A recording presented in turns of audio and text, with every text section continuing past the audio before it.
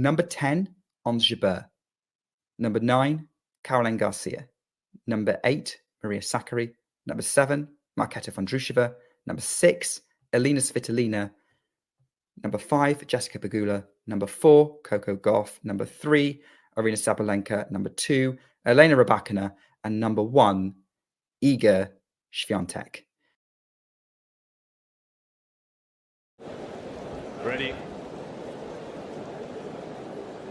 Play.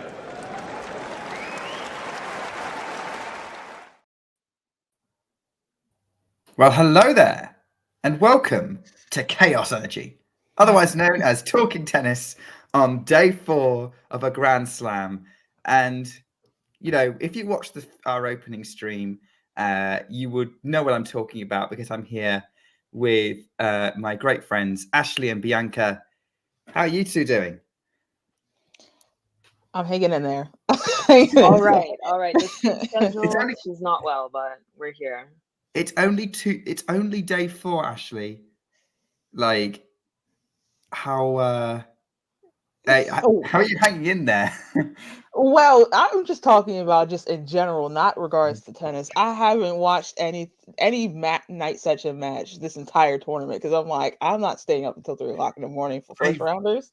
So same for me, but with day session matches. So we are in opposite boats. I was expecting to kind of chat to you guys for a bit before yet again we'd find ourselves watching Leylah Fernandez, but it appears instead of talking tennis, it's rambling in the rain in Australia. Mm-hmm. So we are waiting for the rain to ease off so that play on the outside courts can get away. Otherwise, we're waiting for an hour or so until play gets underway on the show courts, where obviously our headline match on Jabeur versus Mirra Andreeva will get underway. We'll probably talk about that in a bit, but I wanted to come to you. So Ashley, what has been your favourite first round match of this Australian Open? Oh, I gotta think of the few that I've actually watched. In the same position. Let's see. So, Bianca, do you have an answer quicker than Ashley? I don't, honestly. Let me think. What did I watch yesterday? I was watching a lot. I have a lot of like multi screens going at once, where I'm flipping back and forth. I love Dream that. setup. Yeah, I did enjoy Iga versus Sophia a lot more than I actually thought I would.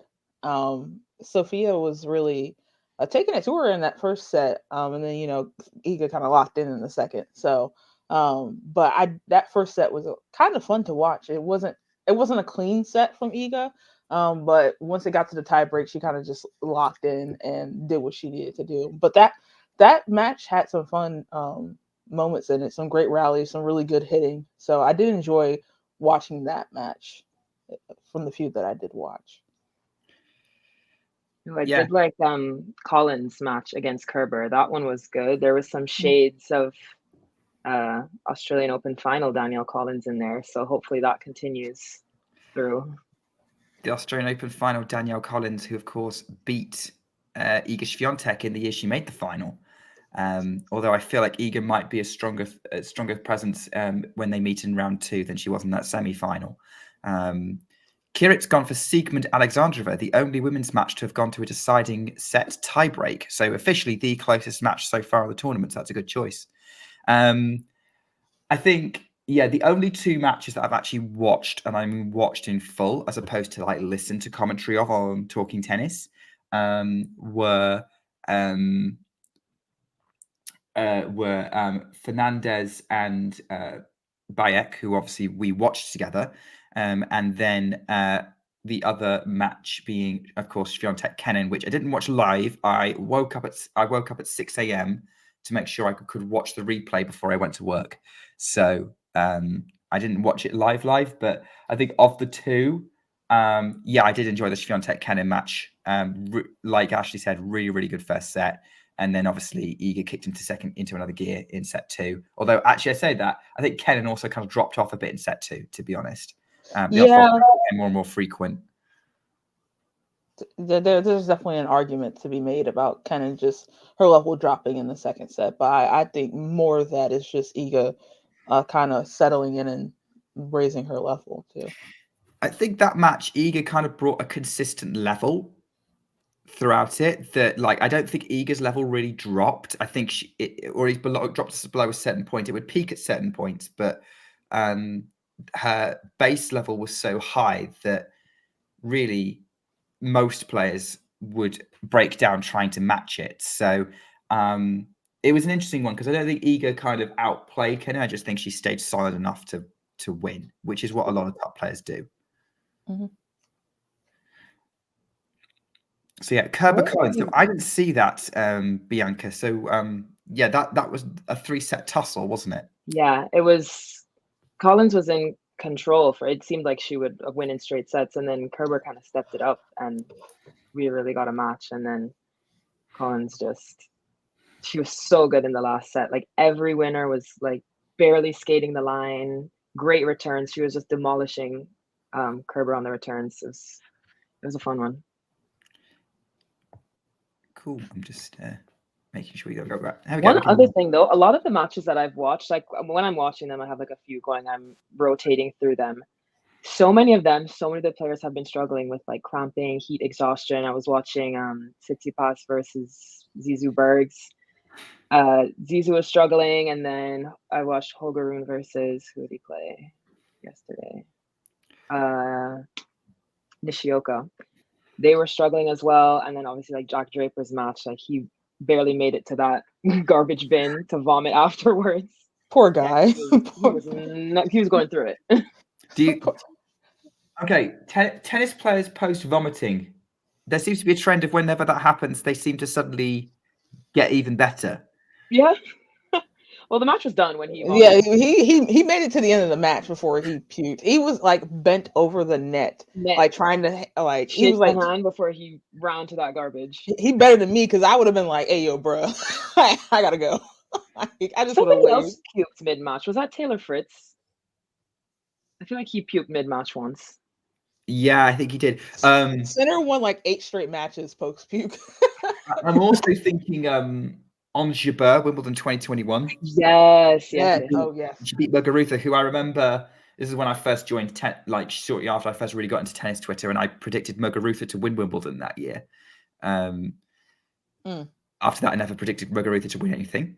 But I remember like that one, like she upset Muguruza, and obviously she vomited during that match. And then that was the year that we kind of went, oh, Jabeur could win Wimbledon one day for the first time. That was before 2 heartbreaking finals. We don't need to go into that. So I'm going to ignore that comment from John unless I'm forced to answer it. But hey, how was I to know he'd withdraw? And speaking of Jabeur, she's obviously first up today, and she's going to be our kind of main commentary that we're going to see today. Obviously, that's kind of, I would say, Rod Laver Arena day session has got the 2 matches with the biggest potential to be match of the day, kind of together with Jabeur and Andreeva, followed by de Minaur Arnaldi. I think both have great potential. I know there's a lot of hype around Jabeur and Andreeva. What do we think? Bianca, what do you think Andreeva's chances of getting her first top 10 win in her career are? I feel like it should come this year. I mean, she's been building so much last year. Why not here? I feel like it'll go to 3 sets. Go 3, yeah. I don't know who's going to win that one, though. Ashley, what do you think? If there's any a moment to have your first top 10 win, the Australian Open is the way to do it. I really do like her game. I don't know if this matchup is favorable for her. Not to my knowledge. I don't know what the head-to-head looks like. The professional journalist did not get a chance to research. They've never met. It's the first time meeting. Oh, okay. So I do think that there's always going to be that little ebb and flow of like trying to learn about what each other's game style is. But I do think this meeting will be more favorable to Ons. I think Ons could pull it out, but I wouldn't be surprised if Mirra pushed her at all, honestly. When did Coco get her first top 10 win? I know she was 16. Was that the Osaka win, or did she get one before that? I believe it was Naomi Osaka at the 2020 Australian Open. I can't remember off the top of my head, honestly. That's the one that I'm going for. I mean, I could look it up on Wikipedia. we could always look it up. But something about the Australian Open and, you know, getting your first big win or a trademark win, it's really in the air. So I would like to see it. I do think I don't know if I trust Ons. So. You don't trust Ons? I don't know if I do. I don't know. I don't. I really don't. I have put all my eggs in her basket in that Wimbledon final, and I've never been so dumbfounded watching a match. So I don't trust her anymore. Which one? Dang. 2023 final. That one was a devastation. I know that sounded really unnecessarily savage, but we did need to clarify because there were 2 heartbreaking finals. Hanya, don't look back at the stream, girl. Please don't. Please, girl, don't do that. I don't think she's going to go talk to me again. I'm interested to see who goes further, Korneva or Andreeva, of the 2 girls finalists last year. Goes further in the draw. Yeah, in the draw, because who's Korneva playing? Haddad Maya. Oh, that's a great question. Those are not easy matchups at all. Yeah. I think they're both losing, if I'm honest. I'm not saying they're not talented enough to win those matches, but I think obviously Andreeva's yet to beat a top 10 player in her career, and I think that's coming, but there's questions of where that time is now, and Korneva's literally just got started, and Haddad Maya is a really tough opponent just to make you grind it out, and she's just beaten Cerebus Tormo, which would have been another physically tough match, which I was actually impressed by the way Korneva came through that, actually. She kind of withstood SST trying to just make her just returning balls in, and actually was just waiting for SST to miss. Yeah, that's a great point. I mean, there's a different way that Haddad Maya makes you grind out the points to SST. So I don't know if we'll have to see if she's physically able to withstand what Haddad Maya throws at her. And I mean, I don't trust Ons, but you know, I don't know if this is the moment that Mirra gets her top 10 win. But I would love to be wrong. I would love to be wrong to see her have a little Ons moment. is actually pretty good in an early round, so it's the more closer to the finals where we can trust her less. She's always really solid early on, and then something about the second week got her spooked. By the way, I finally looked it up. So Coco Gauff's first top 10 win was actually Kiki Burton's in Linz. That was Linz, wasn't it? I forgot about that run. That's crazy. I didn't watch it. Was that the title? Was that when she won her first title? That's her first title. Final. Wow. There you go. What do you guys make of Andreeva's comments where she's basically said she's comparing her game to Ons? Like, I found that interesting because I hadn't seen that and so for her to put that self comparison in was interesting. Don't know if you saw that comment. I saw something about I don't know. I thought she called Ons her idol or something. Maybe it was within that same quote. But does she play like Ons? I don't know. I feel like I haven't watched that many Mirra Andreeva matches to know. But that's not registering as a first person I would say she plays like. Yeah, I don't. When I think of variety, Mirra is not the first person I think of, and Ons incorporates a lot of variety, different types of shot making into her game, and I have a hard time kind of picturing Mirra's game like that. But if she thinks she's like Ons, I mean, who the hell am I to tell her that she ain't like her? Who am I? Hey, look, if Andreeva wants to add variety to her game, she should do it because that will make her very, very dangerous. And she already is. I mean, look, the fact that she's already top 50 at 16 with top 10, 20 wins, like that base level is there, and that's going to make her very, very dangerous. So, let's see how she kind of develops her game. I mean, I've watched Andreeva. I'm very impressed by sort of the solidity of it, but I haven't seen any kind of signature shots, really. I don't know whether that's something you would agree with. Like, what would you say kind of her strengths and weaknesses are, Bianca? I honestly have no idea. I have No, not so you watched don't that watch- many Mirra Andreeva Well, matches. you hadn't watched enough of it. Ashley?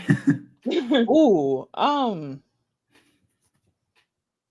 I also haven't watched much of Mirra. For She some seems to be reason, able to like hang with players though. Like when she played Sabalenka, she was sort of able to keep she up with the powerful hitting. she I don't want to call her a counter puncher, but she absorbs pace really well. And she was 'Cause doing that really well against Keys at Wimbledon Yeah, in that quarterfinal, where she came very, very close to winning and getting to that first major quarterfinal. I don't know if she has. I think both wings are pretty solid. I don't know if she has a signature side, like compared to like other players, where like say a Coco, the stronger side is definitely her backhand, and her weaker side is the forehand. For me, Mirra, I don't. Maybe I haven't watched enough to maybe think of like, oh, her forehand is the like really strong wing. I feel like both of them are pretty solid to me, but Yeah, they are. Yeah, I think. Yeah, I would agree with that. I think the backhand's obviously really, really good, which I think for younger players is critical because obviously that's the side for most players that will break down. So for actually quite a lot of these young teens coming through really, really strong backhands. I remember when I saw Brenda Kvitova play for the first time at 14, the first thing I thought was, wow, that backhand is huge for a 14-year-old. does anyone on the women's side have a bad backhand? Like, I don't. Bad backhand. That's a good question. I'm trying to run through like the top 25, and I'm like, those backhands are pretty solid. Yeah. Fair. No, but then again, I can't. I am one of those people who I'm not going to tell a professional tennis player they have a bad shot. Well, yes. Like, well, yes. Like, like my forehand and my backhand is disgusting. Like, I'm just maybe bad technique or whatever. If that makes you feel better, I don't know. Wow. Okay. Okay, well, we know That's Tsitsipas just has a a backhand compilation problem. of every single backhand I hit on a tennis court. I love how Tsitsipas is the thumbnail for worst tennis shots ever, part 4. That's a deserved thumbnail. Yeah, because it's like 1 in every 4 backhands is going to get shanked into the crowd. Why he doesn't just go two-handed. The shank is like so. It happens way too frequently for me to continue using a one-handed backhand.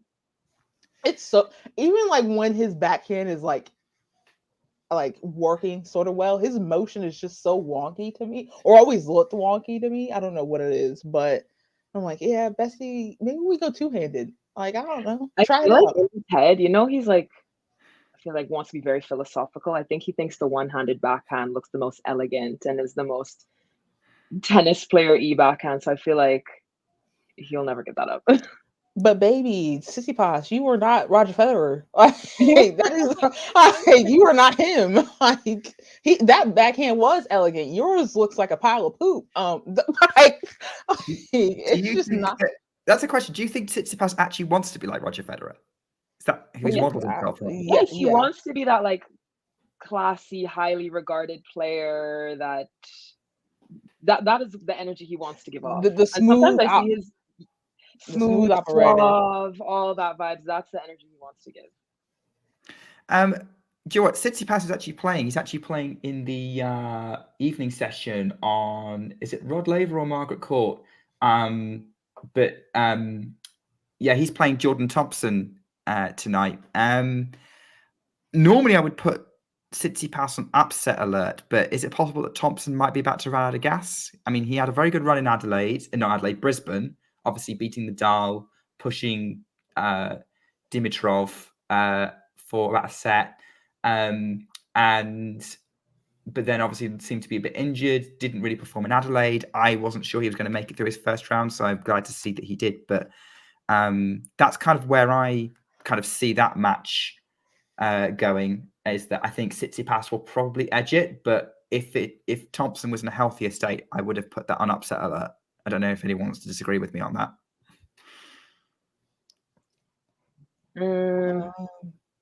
I think he would have come through even if Thompson was fully fit. Yeah, I think I agree with Bianca. I don't see this match for him as upset alert. I mean, Tsitsipas would have to be like on his like absolute worst day for me to be like, oh, okay, yeah, Thompson might have a shot here. But Tsitsipas got through Bergs. I didn't watch that match. How was he looking? Because obviously there was a little bit of an injury concern going in with the back. He looked good during that match. Like it didn't look like too much of a concern. If anything, Zizou, he was great in the first set, and then the fatigue took over, and the next 3 sets he kind of, I mean, the commentators were like, why doesn't he just retire? Because really he was just like pushing balls back into play. But yeah, Steph looked fine health wise. I didn't watch the match, but I watched like some highlights, and like Steph looked like he was moving okay. He looked like nothing was like really fatiguing him, and then like Bianca said, Berg's just kind of like it was real bad for my boy. I felt so bad for him.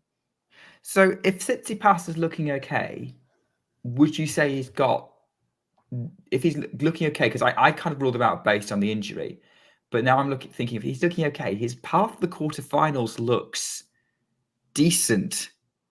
Actually, I think his biggest threat would be Musetti or Cerundolo.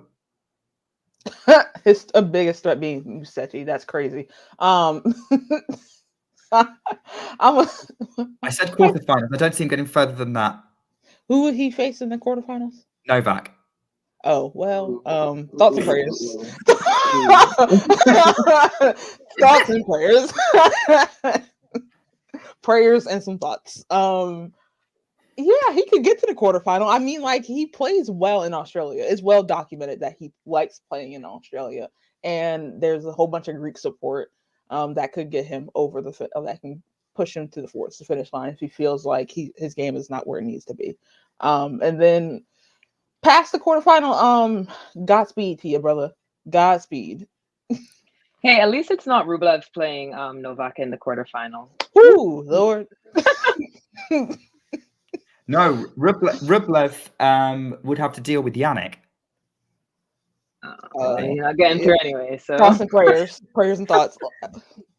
I ain't got no beef with you, Rublev. I actually like your home dog, but I need Yannick to win. Child, I'm so serious. Actually, Yannick's playing today, isn't he? He's playing yes. Jesper de Jong. Heavy favorite to win that one, right? I would hope so. We don't have Damien on here, so like the challenger expert can't tell us if de Jong's got this sneaky weapon that could upset Yannick, but he's not mentioned anything, so I'm going to say probably not. Yeah, I would hope so that he is favored.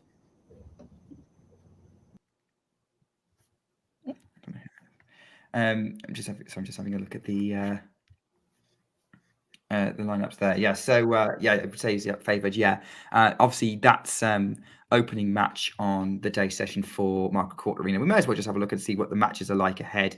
I mean, obviously we've kind of hopped around a bit, but there are there any matches from today? When obviously we've talked a little bit about Thompson, Tsitsipas, and Sinner de Jong. Jabeur and Andreeva were doing a little bit of a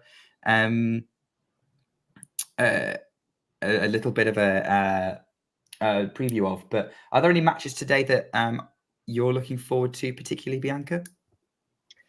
Well, it's so funny when I'm looking on my order of play because the times are so different. The matches I've like highlighted that I'm interested into, I don't even know if this counts as today, but we'll see. Um, I'm interested to see Korda play.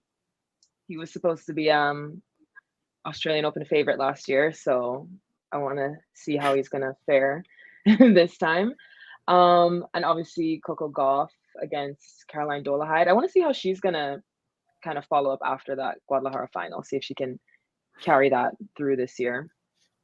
Yeah, I saw that as well, and I was like, oh yeah, because that has a potential of being one of those, okay, that was a cool result, never heard from them again type thing. But Yeah. so I'm interested to see what Dolehide can bring to the table against Goff. Also, Ostapenko versus Tomjanovic. They've had a little spicy meeting in the past, so Is that we'll see if no? That's today. I thought it was tomorrow.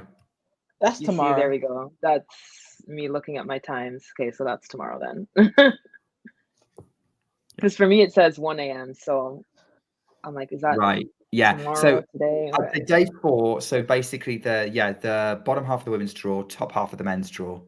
I think just go by sort of draw halves rather than anything else. But yeah, that's a good one. Ashley, any sticking out to you?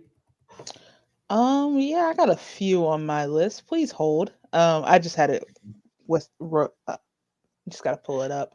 What I'm looking at, of course, my girl Miss Layla Fernandez versus Alicia Parks. I think that one has a chance to be.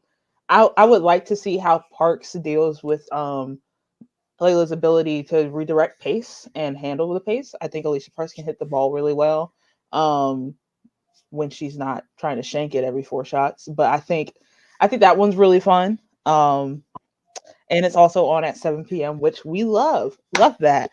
Of course, Coco Gauff. I will always be seated for a Coco Gauff match. You will never catch me slipping when it comes to my good sis Coco Gauff. Is there any other women's matches that I was looking at? This is technically tomorrow, but it's the same day in Australia, but it's tomorrow for me. Going with the Australian day. Yes, we're going with the Australian day. I kind of like Brenda and I'm trying. How do you pronounce her last name? Fruto. Yes, and Sabalenka. I'm learning the names. I'm learning the names, but that one seems kind of fun.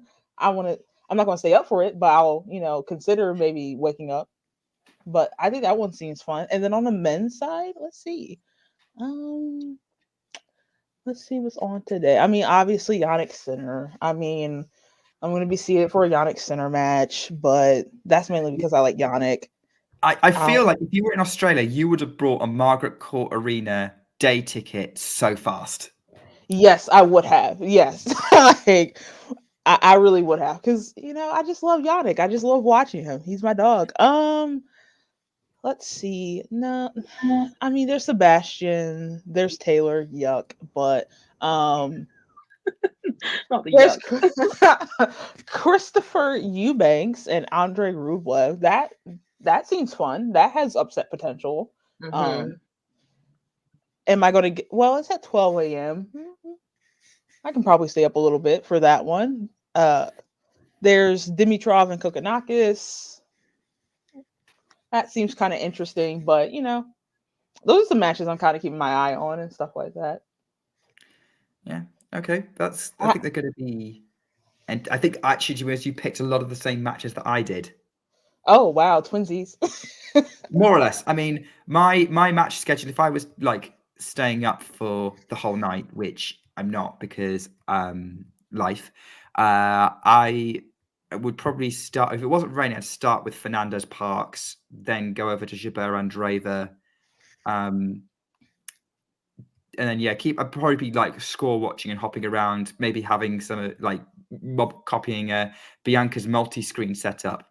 My computer has been freezing trying to do that though, so I don't know.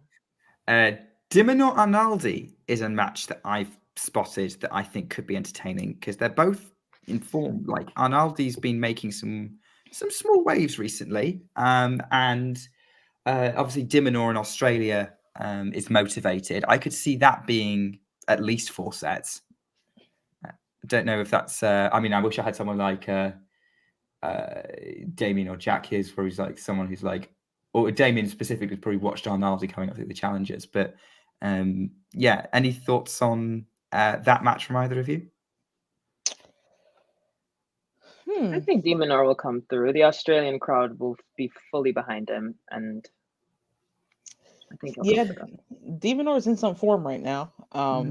Something about the air in Australia for real. I mean, he's going to be. I think it's going to be an interesting sort of matchup because Arnaldi has a lot of power, so it's going to be depending on how well de Minaur's defense is holding up, which it should do because that's the base of his entire game. But maybe, yes, it also apparently Damien said the Italian could trouble him. So we'll see. Obviously, this is not like we would be having probably the wrong Italian to care about for Ashley. But yeah, I think that one kind of caught my eye as one to keep an eye on. But I suspect tomorrow when I wake up,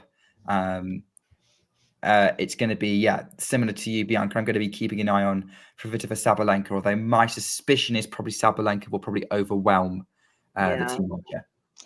Yeah, I have a fear that it's going to be overwhelming for Miss Brenda. But I always I'm always going to be tuning in for some big babe tennis. Hashtag big babe tennis, coined by one Miles David. But which am I going to get from Mary Carrillo? I think. He probably did steal it from Mary Carrillo. But I'm going to say it's Miles. So I think it would honestly be frightening playing Sabalenka as such a young player, especially just because of her presence on the court, the yelling, the come on. Like, Bianca, would you have wanted to play Sabalenka in your career? Oh God, I was such a quiet, nervous person. I think I would have been crying before the match was even over. Like you're on Rod Laver Arena night session. Like you just watch her. She's just like stalking the court, walking in between points, trying to get balls in the towel, and you're just like, okay, bestie. Like she's yelling at her coach, she's screaming. I'm just like, all right now, I'm just gonna get back to the line. And then the post-match interview, she's like, "Yeah, guys, thanks for the support." Like, super nice and quiet. Struggling. I wish I had this back in New York. Oh my God. Oh no. Whole time she's just screaming. Can you hear the hand gestures are on point. Which hand gestures? Doing like, yes. Oh my gosh, one thing she does that I like. I don't know why I picked up so much of her mannerisms. Every time before she hits a serve, she goes like this with her eyebrows, like wiping the sweat, just one hand. Watch her next time, you'll see her just go. Or my favorite mannerism, pre-serve mannerism, is when Victoria swings her braid back over her shoulder before she hits the serve, and it goes right back. She just swings it back around, and I'm like, okay, girl. Swing that hair. Just letting you know. Swing it. She got some length to her hair. She got some inches, This is Azarenka, right? Yes, This is Azarenka. I thought it was. I'm trying to think pre-serve routines that that's interesting. I'm surprised you don't have Iga's memorized. I mean, I do, but it's nothing particularly. There's nothing particularly notable about it. I've just watched it a lot. Ooh, do we like Laura Siegmund's pre-serve routine? We don't like Laura How Siegmund. Slow can we go? Laura Siegmund's a friend of the show. She's what? Laura Siegmund's a friend of the show. Is she? Is she? Yeah, she was first interviews when he actually. Well, I can't slander her too much for being slow. I love her celebration after the match. She celebrated like she won the Australian Open. She celebrated like she won a Masters 1000. I was like, Miss Girl, it's the first round. Hey, she fell out. I was like, Hey, look, I would celebrate like that after winning a set. This man said after a set. You joke, but no, that's happened on a tennis court before. Anyway. Wait. Miles is asking, are we not fans of the butt picking from Rafa? Look, if it works for I have him. no comment. I'm a It Roger works fan. for him. Let's not question it. It works. It works. I mean, one thing about him is he gonna wipe his nose and pick his way.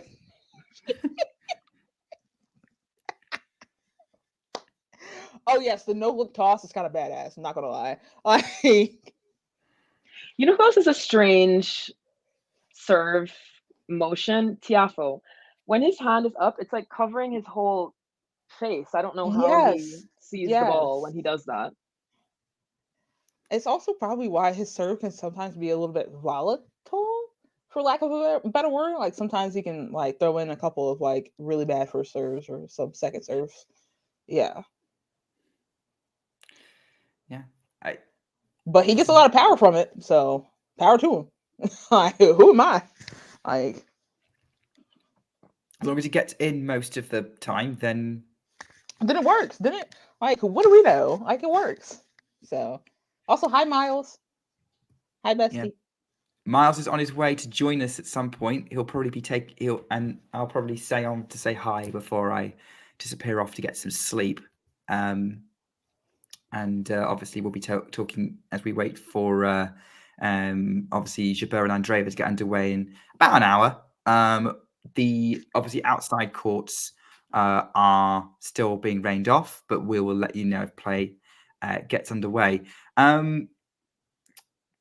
Bianca, how are you feeling about your power rankings at the minute?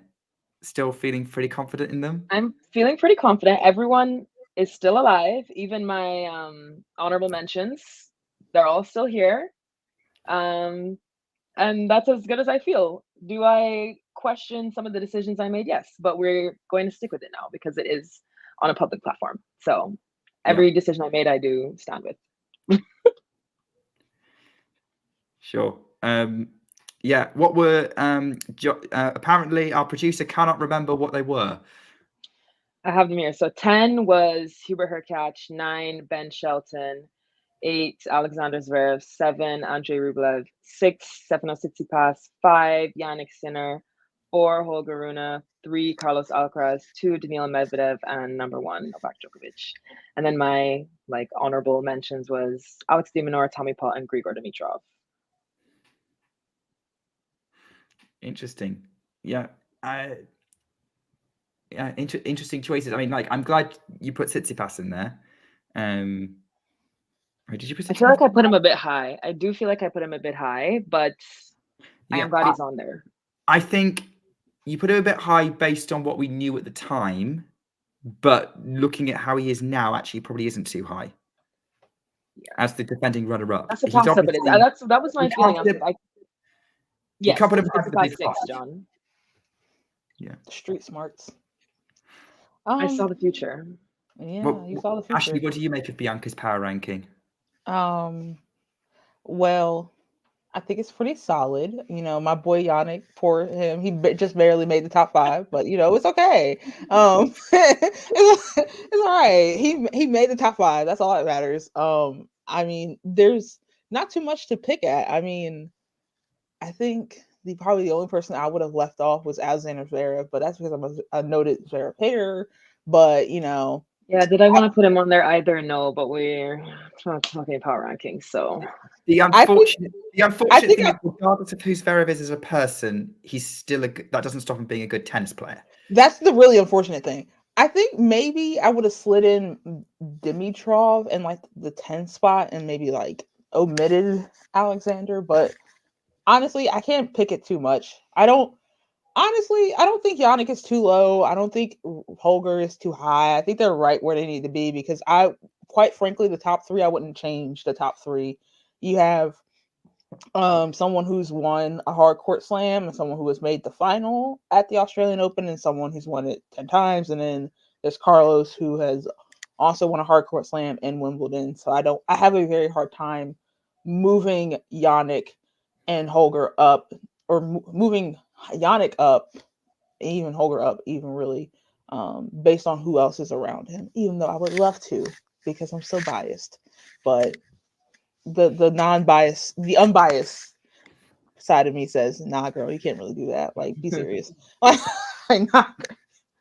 Yeah. Well, I have to say, Bianca, I can't argue too much either. Like, I probably would have swapped Runa and Sinner 4 and 5, but that's really nitpicking. Like, names, you've got the same names in there. I think I didn't do a ATP one, but I think yours and mine pretty much broadly matched because when I did my draw bracket, I put Medvedev in the final with Djokovic. So that's basically the top two. So I think you and I are probably on a similar note. We're probably thinking that's going to be the final. Potentially, yeah. Yeah. Do I trust him to do better than he did at the US Open final? I do. If he By does make the final. doing better than the US Open final, you mean win a set? Yes. Yeah, because that was kind of embarrassing.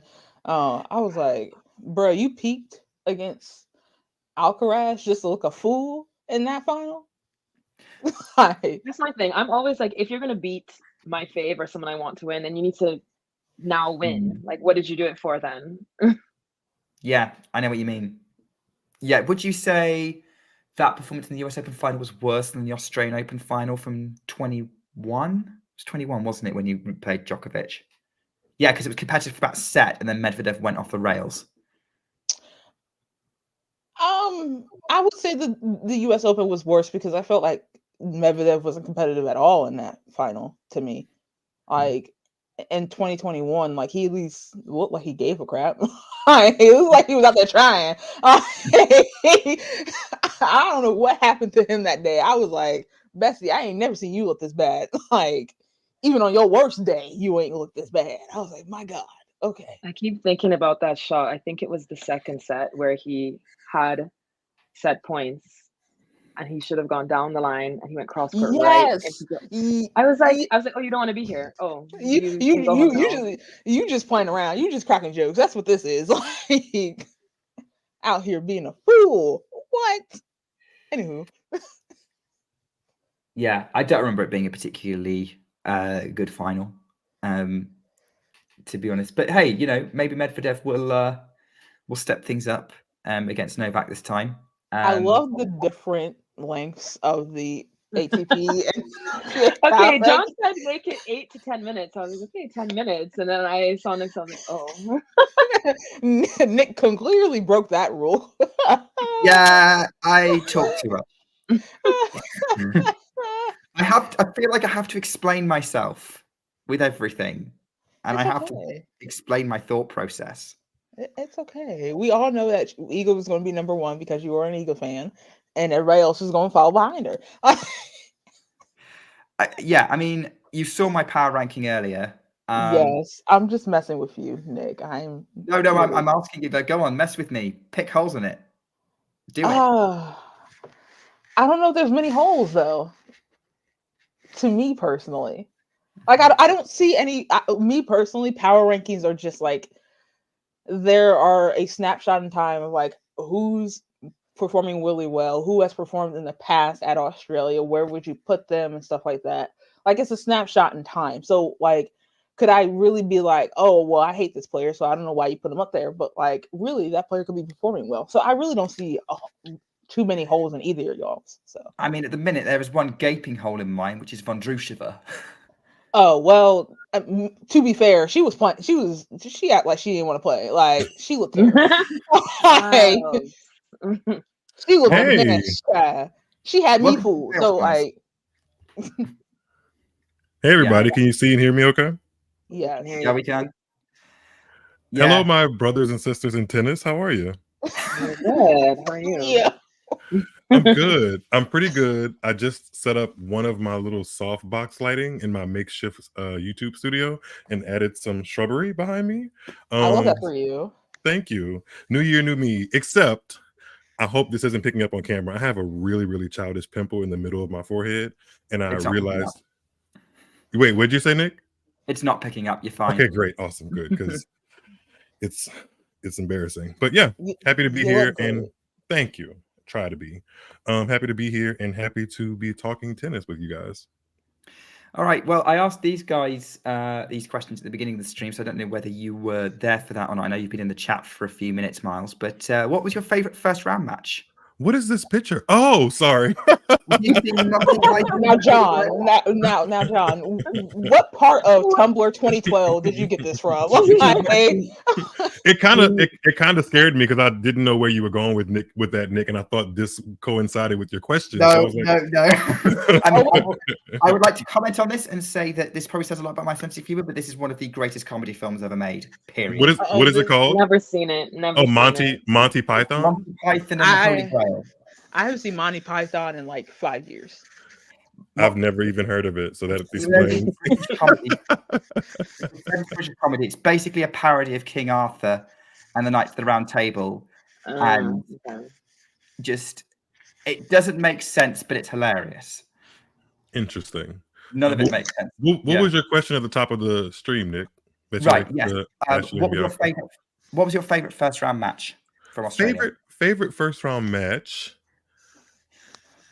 That's a great question. I think I would have to go most memorable so far. You might like this, Nick. Most memorable so far is Jack Draper versus Marcos Giron.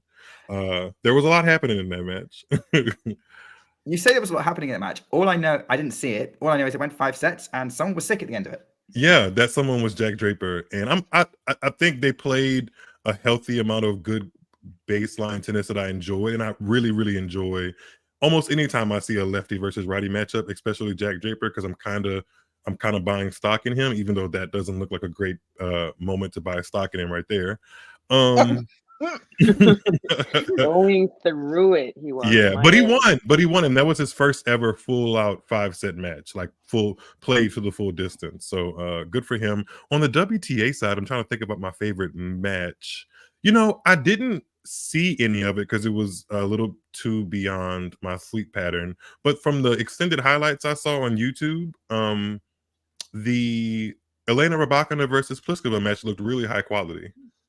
So maybe I can go with that one, but I haven't actually seen it myself. There was a scare in the beginning of that match. I was like, "Oh, Pliskova's playing. She's bending her knees. What's happening?"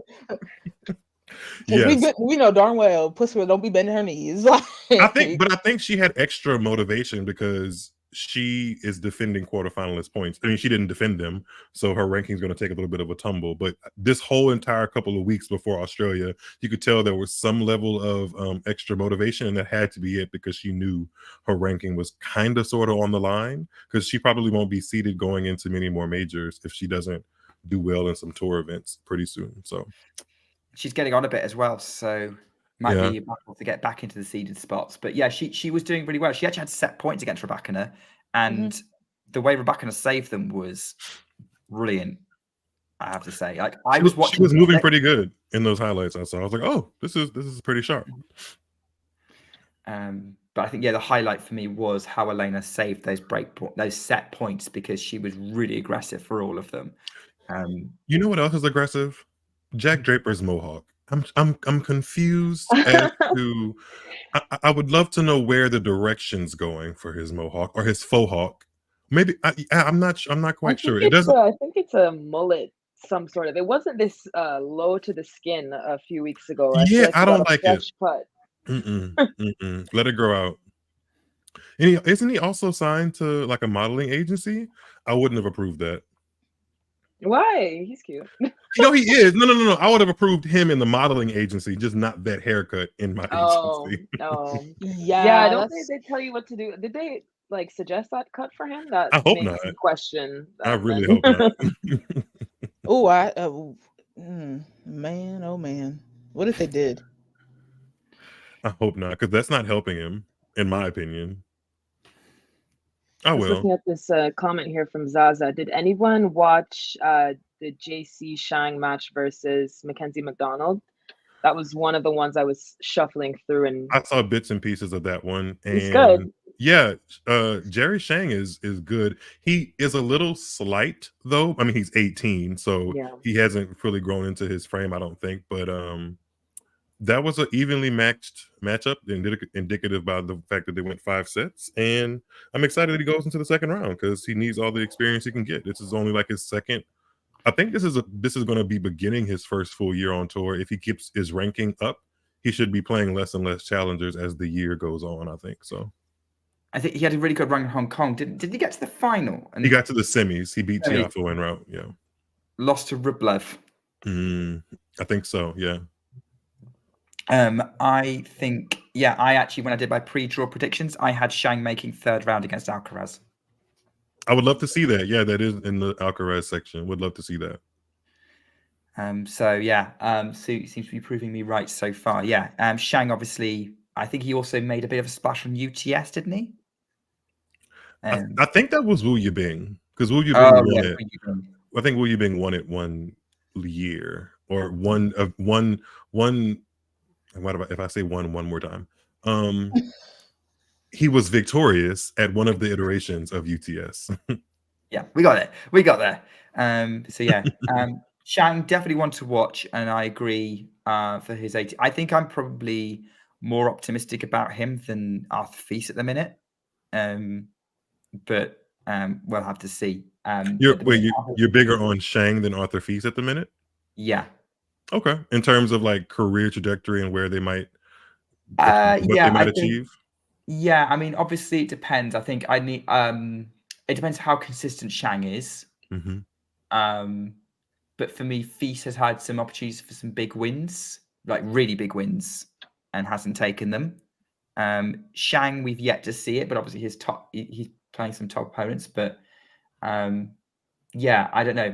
Maybe it's more me going at the minute. For me, Fils is a little overhyped, although I do like his very sort of Songa-esque game. I think I just need. I haven't seen that sort of big win. He's had a couple of opportunities and he's not taken them. I feel like if he won the next gen finals, I would feel like, okay, we're moving in that direction. But I've sort of felt the same way as you, Nick, since he didn't win that. Yeah, a little bit like de Minaur in some ways. Yeah. But de Minaur's coming good at the minute. He plays later today, doesn't he?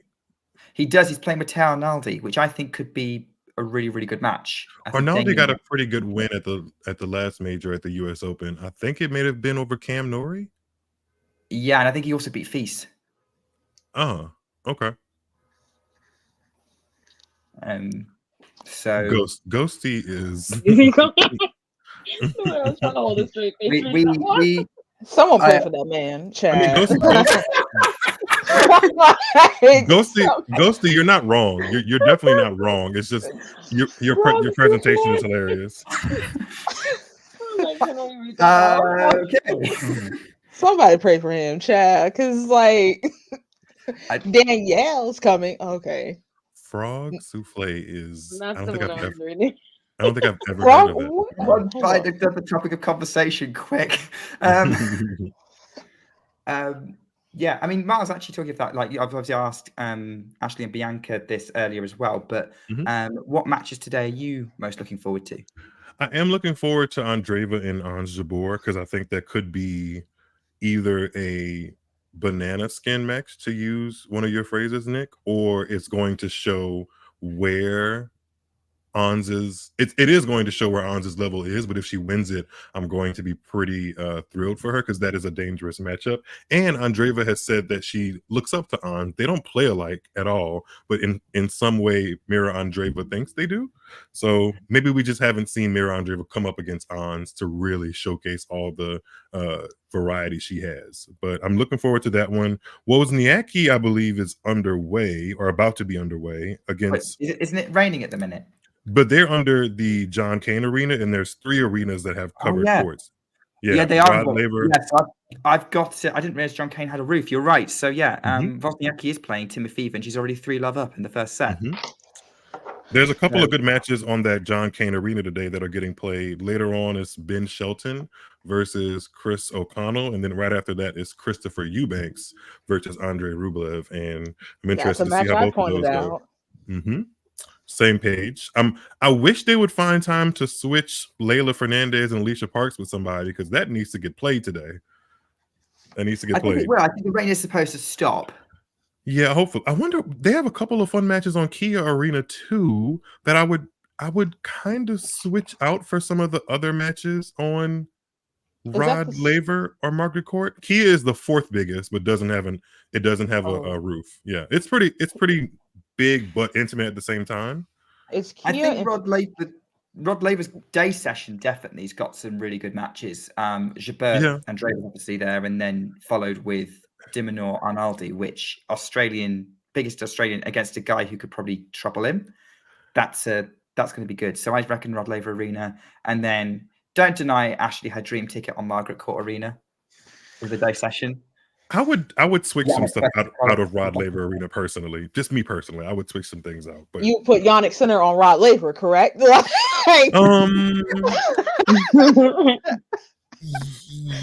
Actually, yes, and I probably would put. I would have put Ben Shelton, either Ben Shelton's match or Yannick Sinner's match on Rod Laver. And then Sabalenka already opened up Rod Laver, so she could have gone to Court or John Cain Arena. She's a defending champion, though. So she's a defending champion, so much respect. But Sakura got Margaret Court Arena last on, and that's a little confusing outside of the fact that I know Greece has a pretty strong presence in Australia. Maybe they're thinking of those kind of things. But although I'm interested in the Jabeur Andreeva match, the fact that they're first on Rod Laver, the biggest show court, is a little confusing to me. Because I think Ans's best result is a quarterfinal. Yes, Australia. And Andreeva is like a young prodigy, but she hasn't had that literally a major splash at a Grand Slam. So that one's a little interesting. Maybe I don't know. Maybe they're looking forward to something. Depends on how big a splash you count a couple of fourth rounders. At the slams? She made a fourth round? She made fourth round of Wimbledon, Andreeva. Oh, she lost to Madison Keys in that fourth round. Okay. She did. A match she probably could have won, actually. Yeah. If she had kind of like toned her emotions a little bit more. Yeah, that's true. I think she made it to the third or fourth round at Roland Garros, losing to Coco. Yeah, that's right. Third round Roland Garros, second lost round to Coco again. Yeah, losing to Coco. Yeah. So yeah, I don't know. Just off of name recognition alone, I don't think I would have put that one squarely first on the biggest show court. But that, personal preference. That's why I'm not tournament director yet. Oh, I don't ever want to be tournament director. I'm be like, I don't know what's happening. I'm trying. I'd give that a go. Ooh. I would too. I will be director of communications. I will make sure the communications is correct, and we don't have no terrible cartoon memes and stuff like that. Yeah. Or typos or misplacing someone's name for someone else's on the YouTube highlight reels. Yeah. Tell you what, go ahead. Miles and I will start up a WTA 250 and we'll hire you as a communications director, Ashley. Can we get a 500? I mean, look, if you can find yourself a juicy sponsor, let's go for it. I can do that. You got some money for 500. Like, I can sell tennis to anybody. Okay, we can make this work. We gotta get Bianca in on this somewhere. We got get it out. I don't know. I know. Oh, there's multiple rows. Or I'll run the Bianca would be really good at. Bianca would be really good at player relations. I feel like I was gonna say player relations, or I don't know if you ever had experience with this, but how like the bigger tournaments have those digital backboards and screen and the backdrops that used to be just sponsors, but now they're digital and you can change colors and all that stuff. Graphics? Yeah, the graphics behind the court. I feel like you'd be great at that. I don't know if you have any experience at that, but that's just me. I do. I'm a graphic designer in my day job. So. See, I felt it. In-house graphics, yes, queen. Mm-hmm. Come on, should we? Me and Bianca, the communications girlies. We'll get Vanch on stats. Yes. Okay. Yes. You kind of have to. Well, if I'm the tournament director, then I can't be the MC and announce people onto the court, which is what I really want. Let's get Jack to do that. Jack or somebody to do that. Yeah. He would probably or Jack do on-court interviews. I feel like Jack will have the moment to do. Either way we slice it, I feel like the Talking Tennis team would be pretty. John on the on-court interviews. He'd thrive on there. Yeah, and in the press conferences too. He wouldn't ask silly questions. Ooh. Oh yeah, who do we give press? Do we now let's not get into press passes, but Yeah, that's my job, and happy y'all getting the guillotine. yeah. Like, Well, we've got plans underway for the Talking Tennis Open. Where are we going to put it? Are we doing it in the US or are we doing it in the UK? Let's put it in Portugal. Don't know why. Just put it this in man Portugal. said Portugal. So we're doing a WTA 500 on clay In Portugal. Yeah, there we go. We just made it work. Yeah. I mean, look, that's fine. And there's already precedent for that because I think there's a 125, so we can just boost it up a little bit and come in and shake things up. Yeah, look at that. If you're watching anyone in Portugal or at the Estoril Open, there's a lineup here. There's a lineup. I'll send you my resume. Come on now, like you see the material. Like You're not just saying this because you fancy a Portuguese holiday. I've never been to Portugal, but people say it's beautiful, so that's why it's the first thing that came out of my mind. I mean, I'm down with whatever, just long as it's not in like, it just maybe. Yeah, I'm kind of down for whatever. I'm down for whatever. It just can't. No, this is no shade to Europe, but it can't be at a European city where like in the winter and like indoors because that's a little bit dreary. That wouldn't be the first tournament I want to direct or host. But this man said, "Forget the Nito ATP finals." This man. We're doing a WTA event. What are you talking about? We can go to Cancun and try that again, just not in October. Yeah, we can try Cancun again. I feel like trying to be communications director at Indian Wells would be kind of a trip. Not gonna lie.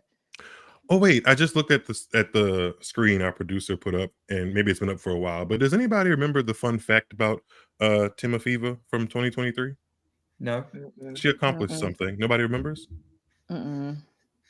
She was, I want to say she started the string of a couple of lucky losers actually winning WTA tournaments that summer. Oh yeah. And I believe it was Istanbul. I may be wrong about that. But it was the same tournament that had that drama for a couple of weeks with the Toth and Zhang Shuai, Toth rubbing out wasn't that in Hungary? Budapest? Okay, sorry. Yeah. Maybe I was wrong. Budapest. Yeah, Budapest that Timofeeva won, so it was the same tournament. Yeah. She won that one as a lucky loser, and then two other players went on to win tournaments as lucky losers. It was I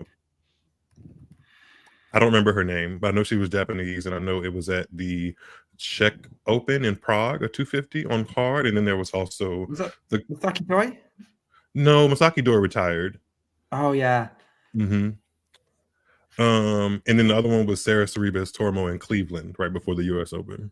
Oh, she was a lucky loser at that. Oh, that's the wrong. I'm looking at 2024, not 2023. 2020 tour. Yeah, I'm looking this up now. Yeah, now Hibino. Yeah, beat the now Hibino. Yeah. Yep. Yeah. So yeah, 3 consecutive. No, not quite consecutive, but yeah, 3 in about 3 250 titles in 4 weeks where there were 250s were won by a lucky loser. That's something. And Timofeeva started it all. Yeah. There's some commentary in the chat about Nick Kyrgios's broadcasting. I was going to ask about that. Did anybody watch? I've seen a couple of his moments. Yeah. I've watched. Go ahead. I've not watched any footage with him commentating. I've watched a little bit of the match that he was on with Stefanos. I was talking to one of my dear friends. He's in broadcasting. Miles knows him. My dear friend Gray Robinson. Hey, Gray. My bestie. It's his birthday today, so shout out to Gray. Happy birthday. He doesn't think he's too bad. He told me that he sounds like he's asleep and he needs a little pep in his step when he's talking. And I kind of hear that. Like he feels very like mellow, which is not necessarily a bad thing. But if you're going to be alongside a guy like Chris Fowler, who is a very energetic play-by-play guy, it kind of needs like a little bit more balance. But I don't think he's terrible, but he's all right. He's very much like for me. And we were talking about it. He was like, he's okay, but I would like to give it to somebody else, like a Chandra Rubin or somebody, Got a question from Game to Love, but I just want to clarify. Game to Love, do you mean day 4 or day 5? Because today is day 4. It has been an interesting couple of days. Okay, yeah. So okay. So any upsets that you would pick, potential update sets from today? Jabeur is right there. There's Ons. And Novak. Please be serious. Please be serious. I am. Okay. Alexei Popyrin could upset Novak Djokovic. Yes, in my fantasy draw, he's doing Aussie it. crowd will get behind him. I think the main upset that could happen for me was maybe Eubanks over Rublev. That was the one I was going to point out. That one screams upset potential for me, especially if Rublev gets into one of his moments where he I hate to see him in those moments. Yeah, he's the personality off court versus how he behaves on court is just like night and day. It's like when he's on and he's just locked in mellow, he can produce some really good tennis. It's just that one little mistake that he'll make and he'll set him off for like the entire time. And I'm like, bestie, that was like 3.5 hours ago. You are in a 5th set right now. Why are we still complaining about this? Like, come on, lock in. Like, and I'd be feeling so bad because he's like harming himself, and I'm like, Bessie, just smash a racket on the ground, please. Literally, why are you punching the strings? Come on, just hit your racket on the ground. Pull a who was it? Was that Baghdadis that did all those racket smashes? He did. Literally brand new, never been used rackets he was smashing. One of my all-time favorite tennis moments, honestly. I loved Baghdadis. He was a good watch, a very good watch. Ghosty is saying that there's no way that Andreeva is the fave. Actually, she is the slight favorite. I'm looking at this tennis app predictor, and Andreeva is the winner by 52%. So that's very slight. Really? Andreeva has the better form coming in, and she's shown that she can hang with a lot of these girls that are higher ranked, women that are higher ranked than her. So I would not be shocked if she gets that win. It's not like she's a complete unknown. And Ons Jabeur has taken losses to unseeded players at slams before. So it wouldn't be a shock, I agree. Mm-hmm. It would be an upset because obviously the ranking, but it wouldn't be. This is exactly how I'll be if I see that result. Oh, okay, cool. And then just drop my like, oh, okay, like. Yeah, I don't know. Here's a question, and this is more for maybe Miles because he came a little bit late in the conversation because we talked about this match a little bit. But actually, let's let I think all of you feel free. But I'll let Miles get the first word in here. What are Dolhide's chances of upsetting Goff? Slim to none. In my opinion, I'm not expecting that to be a match that Dolehide gets the W on, even if she plays well and takes a set. I've seen her play a handful of times, and she has weapons. I wouldn't say she doesn't have weapons at all. I just don't think they are going to showcase themselves throughout the entirety of a match to get the win. And if they do, it would absolutely be the biggest win of her career. And I just don't see that happening today. Especially with Coco Gauff on the heels of another title in Auckland. She hasn't lost this year so far. And she's pretty much played the level of player that Caroline Dolehide is. Although Dolehide did make that final in Guadalajara. So she's, she has a level of momentum behind her in her own right. I can't fathom Coco Gauff slipping up to Dolehide in the second round. I'd be shocked by that. I really would. I'm gonna go with I'm gonna go with a very slim to none chance. I'll say like a 2.37% chance that Miss Dolehide comes up with the dub. I love you, girl. I hope you do well. Dolehide. Never mind. I'm going to bring us on a tangent because I could have sworn Dolehide or something that's rhymes with Dolehide. Oh, it's formaldehyde. Is it formaldehyde? What is that? Is that a chemical that does something? That is a literal deadly chemical. That is a literal deadly chemical. Dolehide, formaldehyde. It's in the same. Okay. All right. Suburb. I'm sorry. Have we got now a new hate person here, Miles? Me? Miles don't be hating on everybody. Oh, Now. Don't do that. I wasn't hating on Dolahide. I just her name reminded me of that chemical or substance, whatever it is. Sure. I have no problem with her. I have no problem with Sure. her. I Please feel let the Dolahide army please forgive me. Don't come for me on Twitter, please. I promise. I don't know if there is that army yet. definitely. Oh, there's somebody out there. There's somebody making a fan account right now. It has like Dolahide. Tuned into tennis. How dare you? It's gonna have the most ugly profile picture of her. It's gonna be all pixelated. It's gonna look like it was taken in 2008. Oh! I just looked up the statistics. Huh? Coco's played Dolahide before, by the way. This was this was years ago. 2020, It was I think. 2020. It was a tight matchup. Coco won 7-5, 7-5 in that Lexington, Kentucky tournament right after the tour started, post the pandemic stoppage. And Coco also has a 93% chance of winning according to the tennis app predictor. Well, yeah. Do you know what? I'm definitely giving Goff heavy favorite in that match, for sure. I just wanted to throw that out there to see like what crazy stuff I could throw at the wall. Right. It's been real, but I think I should get some sleep. Much so I want to stay up and watch the tennis with you lot. I hope that you guys enjoy the rest of the tennis, and I'll see you soon.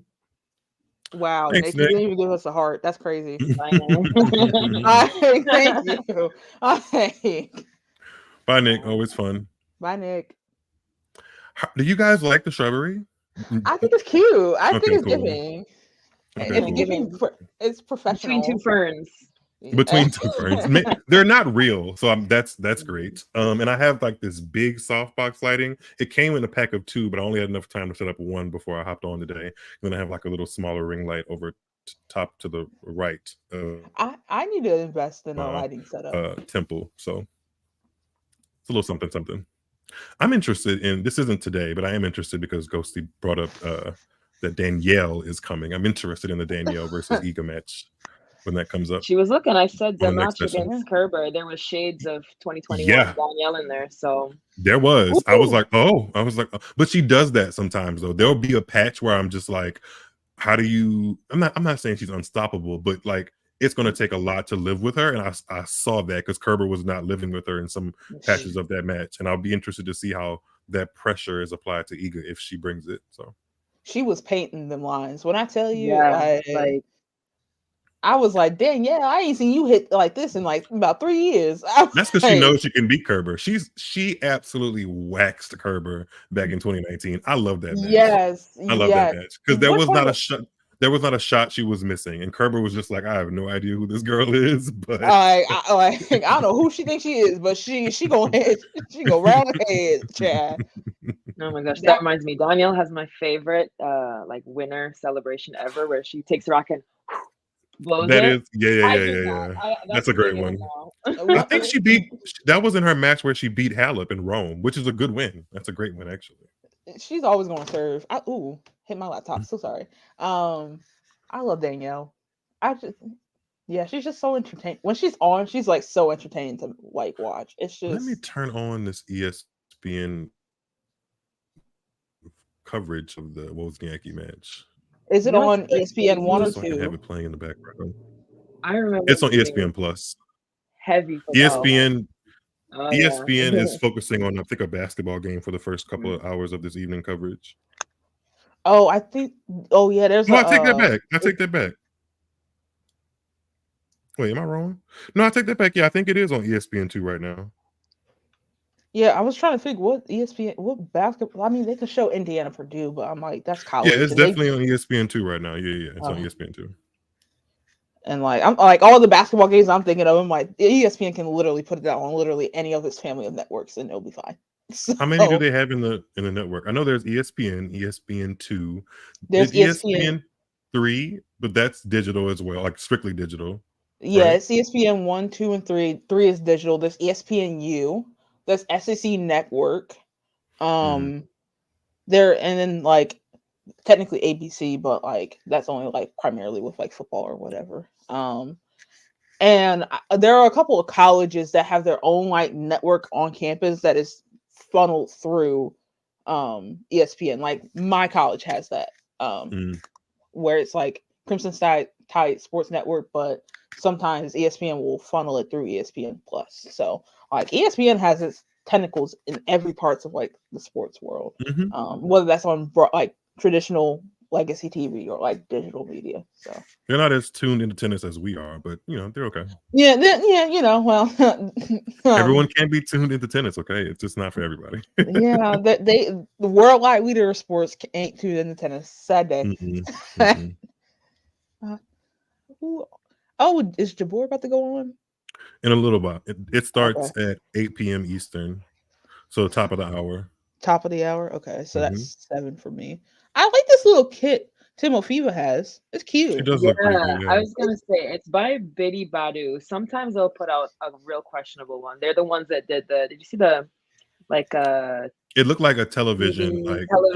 Yeah, they did that one. Oh yeah, that one was kind of bad. Good. You know, they just, I don't want to say lost, but Noah Akugwe, she got to the final in Hamburg post Wimbledon. She's Nigerian and German. She just signed to Hugo Boss, but she was originally with Bidi Badu. Yeah. Oh, is it Badu? Is it Badu Bidi? Bidi Badu? Bidi Badu. Okay. This begs a question. Top 3 kits of the Australian Open for you guys. I'm curious. Ooh, I have my list. Wait, let me. Men or women, or doesn't matter. It doesn't matter. Whatever you want to do. I enjoyed Carlos's quite a bit the other night. I have not seen his. I was asleep during his match. He's totally on the sleeveless wave now. Yeah, it's similar to the U.S. Open one. It's good fitting. It's good fitting on him. I loved Alicia Parks' fit from Wilson. Yeah. All white. Mm-hmm. I have a problem with all white outside of Wimbledon, but I'm gonna excuse it for her because hers looks really good. Yeah, I didn't even clock that, but Layla Fernandez always looks good, and Lulu. Yeah, that purple looked good on her. Yeah. Lulu and her locked in. And Jerry Shang looked pretty cool too. Like he looked pretty, like that purple looked good on him, like that shade of purple. Yeah, so Nike didn't miss the mark completely. Is it Zhang Qinwen? Yeah, Zhang Qinwen. She looked pretty good in her Nike green. That Nike one looked good. She looked pretty good on her. I like Sabalenka's. I don't know if I love the red. I just don't like red. I like a. It's not necessarily a red, but I love a good monochrome moment. Like anytime like something is like complete in one color, I'm just going to be seated for it because I just love a monochromatic moment. Me personally. I think Guinea's asking why would we care about the kits though? It just contributes to sexualizing the players and putting added pressure on them. I think it depends on the lens and how you look at it. Because I can see what you're saying by that. Yes. But I also that's part of why tennis is there's a layer of, to me, that makes tennis interesting or more interesting because they can kind of pick and choose their own uniform, and then within that uniform they have a lot of the players have a better say as to what they want to wear because it's just them. There's not representation of a team where they have to look cohesive. Anybody can kind of wear what they want, and it's a kind of a reflection of their style depending on who their sponsorship is, and then the sponsor themselves, depending on who what the brand is, they take pride in that. Basically, like, this is our product, we believe in this, we believe in this athlete, look at what we can offer if you want to buy some similar products. I look at it from that angle, not sexualizing them or like my intention is never to sexualize anybody. I'm a plus size woman. I don't like commentating on people's bodies. When I'm talking about the kits, I'm purely talking about the fashion and the culture that is kind of built within like these kits. Just how, like Miles said, the identity that is attached to each player and to their kits, whether they're wearing a custom kit like Naomi did or they're wearing like a standard, Adidas kit. There's some type of identity and comfortability that they have with their kit that I like just pointing out and noting. This shrubbery looks good. Good job, Miles. Sorry, it does. I'm like, the different angles that our producers are giving me like different angles to look at. I'm like, oh, you did pretty good with this, kid. Good job. Meanwhile, my background kind of white. It's just beige. But mine was pretty. Oh, no, I can't see the shrubbery at all. Dang. He did that on purpose. My background was just plain too until I added that. So don't worry. I love the little. Is that a Red Bull, Bianca? No, this is a A bubbly. bubbly. Ah, gotcha. Those are good too. Ooh. Those are So good it too. just tastes like air, basically. I thought it's like carbonated flavored water. Flavored, yeah. Okay. But there's no sugar in it, so it's really just for fizz.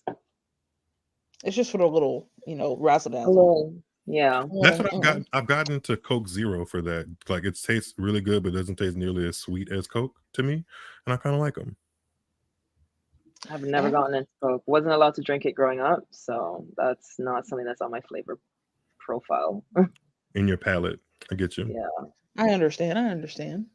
By the way, Wozniacki is up 5-1, serving for the set at deuce. Okay. Keen is asking how did Miles feel about Vekic coming for him on Twitter. I don't know if they were necessarily coming for. I guess we can call it what it is. They were trying to defend their. Unless Vekic has just tweeted something that I haven't seen, but it was Miles, what the heck did you do now? nothing. I never go to that app trying to stir up trouble. It just sometimes happens. But I believe Kian is talking about when Vekic basically took up for or tried to defend Tomljanovic when I tweeted about Tomljanovic's ranking a year after beating Serena, because I was genuinely shocked by the number I saw and I hadn't kept up with her results. So I was like, wow, like what has happened? Like I knew she was injured, but I didn't know it was as bad as it was for her to be where her ranking was. And then Vekic was like, she's been injured. How dare you? Something to that effect. And I was like, sorry. And in the tweet, I said nothing about my opinion besides just being shocked. I didn't say it was bad that her ranking was there. I just said what her ranking was. And that was enough for Vekic and Monica Puig and someone else to be in my mentions talking about how I shouldn't mention players' rankings that have been injured. And it's like your ranking, it's not everything, but it is very important in tennis. It's not everything because tons of players are always like, yeah, I don't. It's not good to put your worth next to your ranking or the number next to your name. You shouldn't. But when you're describing a player, their ranking is part of that description. It just is. Like it helps make the seeding in tournaments and determine what tournaments you can get into. So me mentioning her ranking, I didn't feel like it was a jab, but Or is there something else Becca just saying about me? Did I miss or no? By the way, Timofeeva, Jesus Christ, has break point. Yeah, she has break points. And Caroline is trying to serve out the set. I would do play-by-play, but I'm terrible. So yeah, I'm absolutely terrified of Twitter. Like that's my least used app. And sometimes I'll just open the app and I'll see like a video of myself that was taken from my TikTok or Instagram, and I'm like, oh Jesus Christ. Oh, that's a good thing though. That means, especially if they're commenting in a good way, like, oh, I like her commentary, or this made me think about that. That's a good thing though. Chad, ain't nobody on Twitter can fight. Do you, boo? Like, none of them can fight. Like, and I've never had such backlash except on Twitter. Like it doesn't happen on any other platform or in real life. No. So. Dang, what happened to Bianca? That's crazy. Oh. I was gone for a second? Yeah, you were gone for a little bit. But now you're back with the jump off. Yeah, you're back with the jump off. Timofeeva is kind of wasting some of these breakpoint chances she has, but Caroline is not really like hitting the ball all that well. She's kind of like pushing it forward, for lack of a better term. And Timofeeva is just not doing anything with it. Like she's kind of just like, okay, I'll just hit it back to you. But I mean, hey, if you're gonna let Caroline hang around, one thing Caroline gonna do, she's gonna figure out a way. Can you guys believe that she's actually back though? Does it register to you guys?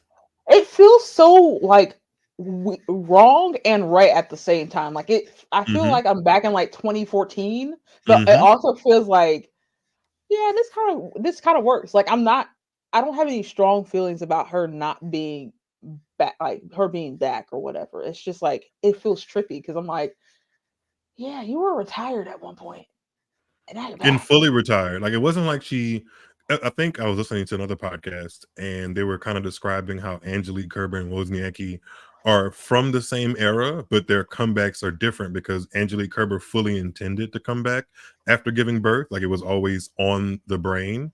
It was Right. just because she got pregnant and wanted to, start a family. Whereas Wozniacki retired to start a family, and then she came back. So in Wozniacki is a little bit further ahead in her comeback because she started last summer, whereas Kerber just started at the top of this year. So it's interesting.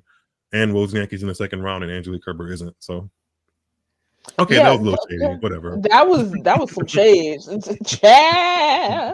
Anyway, um, Caroline's form has been like pretty decent on her comeback. Like, she's put together some good matches. It's like Mm-hmm. Mm-hmm. you would have thought she was still playing while she was like Yeah. after she had given birth. Like, it doesn't feel like she had too That's much of a drop off.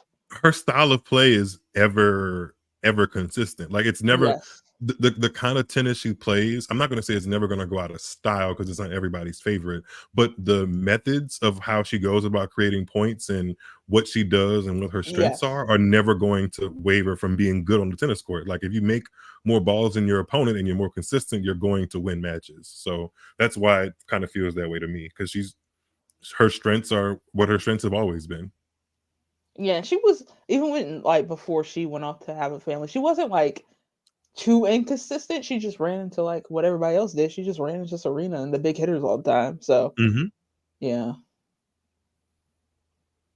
Mm-hmm. Matthew, I don't know if we're talking about you. I don't know if we're talking about Taco Bell, but I mean I wasn't really talking about you or anything. I think the match is about to start, so I think the stream should have the players walking down the tunnel. Come on. Oh, is On's about to go on? Yeah, that's what I was talking about. Oh, maybe let me go ahead and order some food. Oh dang. Ons Jabeur.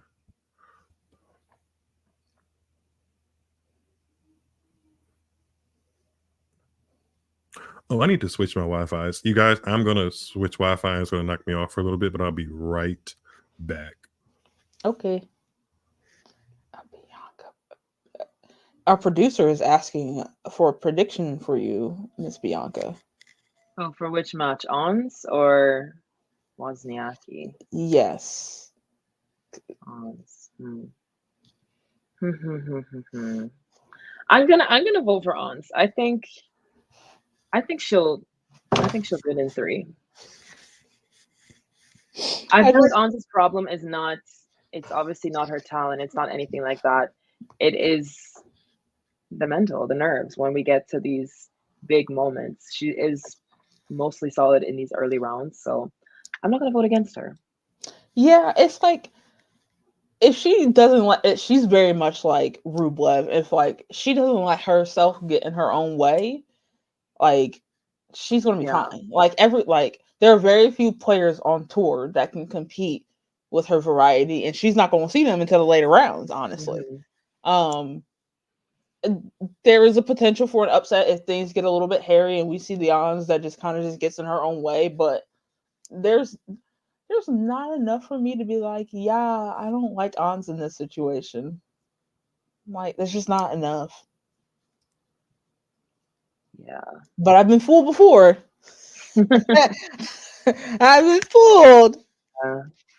The way I was already like ready to make videos about her Wimbledon champion, and then I just Bro, I had so many good tweets lined up. I had thank God Carlos won, because if I had went 0 for 2 with my good tweets, I would have been in shambles. I was on an elite run. The next Grand Slam final she makes, they're just gonna actually have to like blindfold her, be like, you're not playing a final, and we're just gonna take you somewhere, sometime, and you just play this match, and maybe she'll win it. If you are handed something at the end of it, this is what we do after every match. This is no different than the 6 others you just played. No different whatsoever at all. Like, I'm not even that huge of a Carlos fan. I mean, I like him. I like his game a lot. But like, that match was kind of insane. Like, that match was insane. Like, one of the ones where it's like, I'm so glad I watched this live. Okay. Well, And I honestly was not. I mean, I love Carlos, and I was like, Djokovic is winning. Like, I fully had no belief, and I've never been so happy to be wrong. yeah, I was like really nervous. I was like, Djokovic for some reason just locks in during that match. Oh, hello! It do be that Hi. around that time for us to pop off because Miss Jabeur and Miss Andreeva about to head on the court. They So are. my shift is over. I'm off the clock. I'm throwing it to Matthew now. Matthew, you did a great job with Kenan and Iga the other night. Thank you. Thank You're you. welcome. You guys have been incredibly entertaining to listen to as I've just been milling around waiting for 8 o'clock to get here. You guys have been great.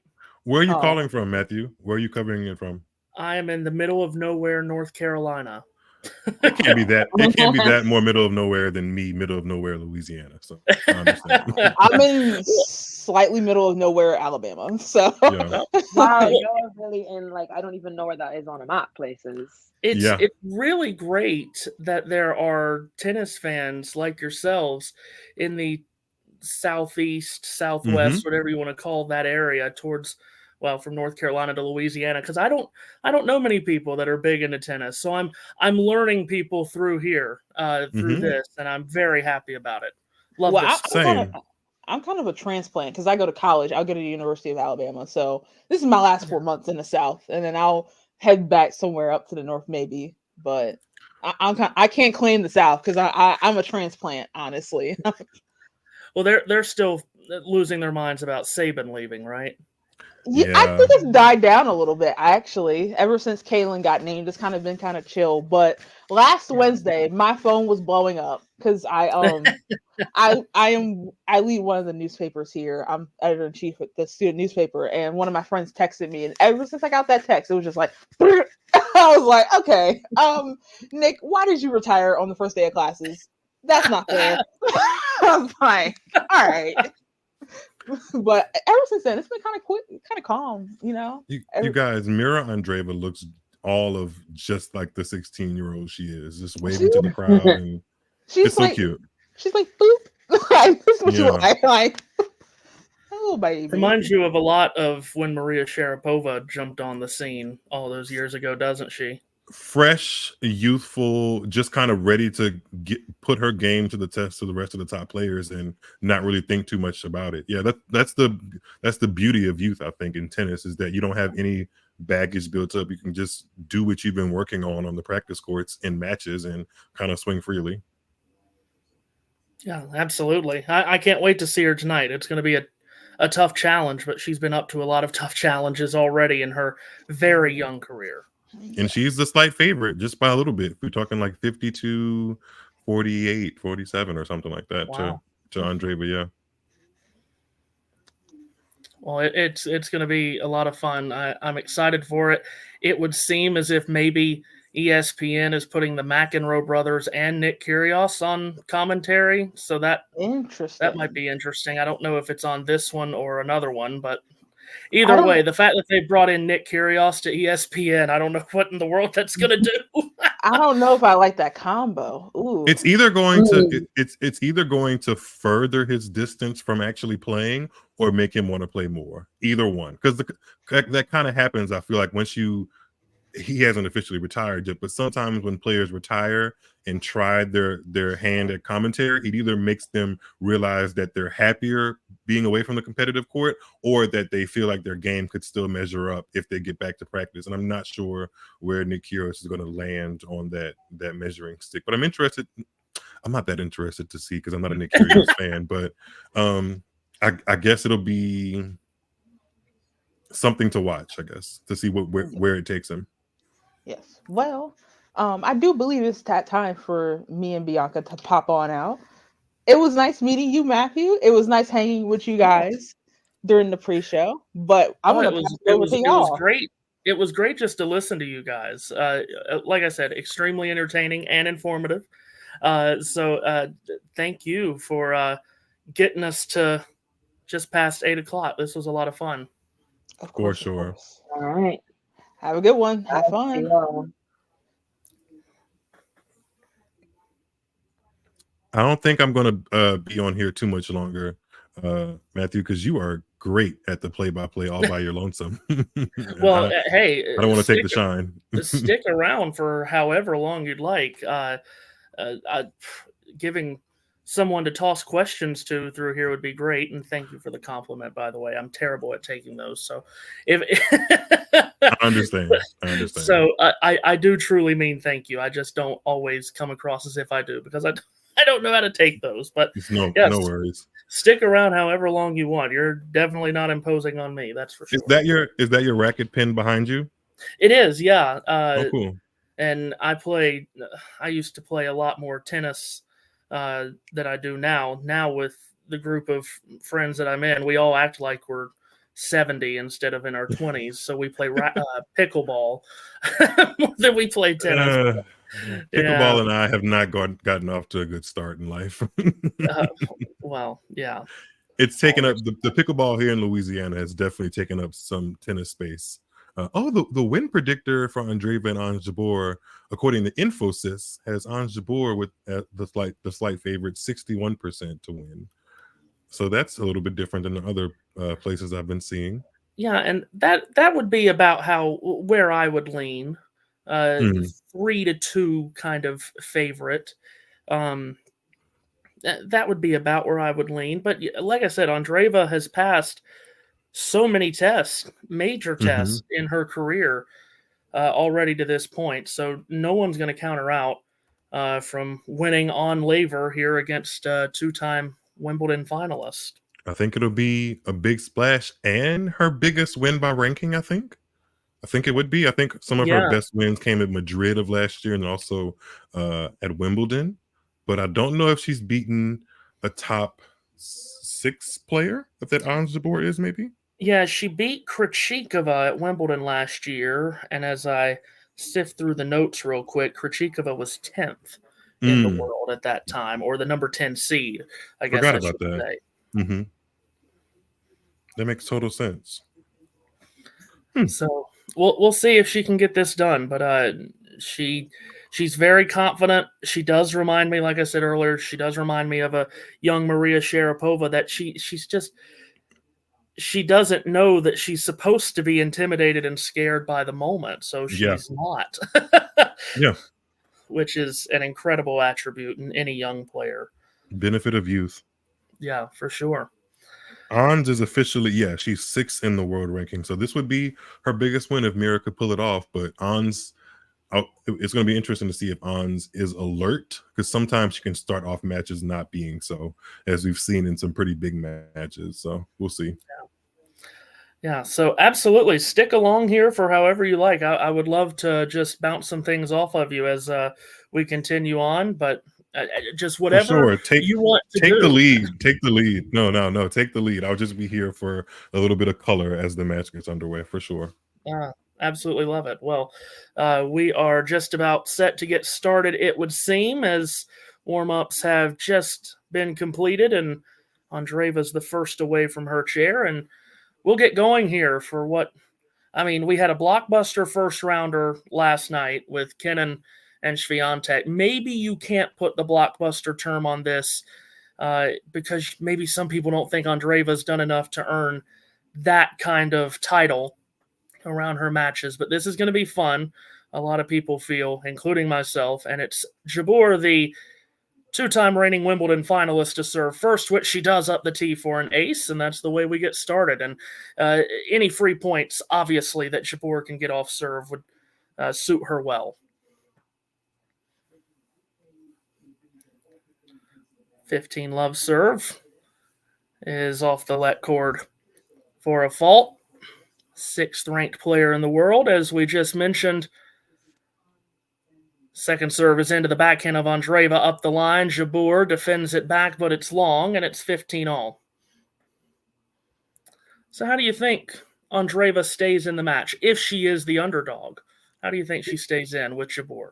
You know what's interesting about this matchup is Andreeva has gone on record in saying that she feels her game is a little bit Jabeur-esque, but in the times I've watched her play, I haven't been able to see that for myself. So it's going to be interesting, especially if things get tight in the matchup.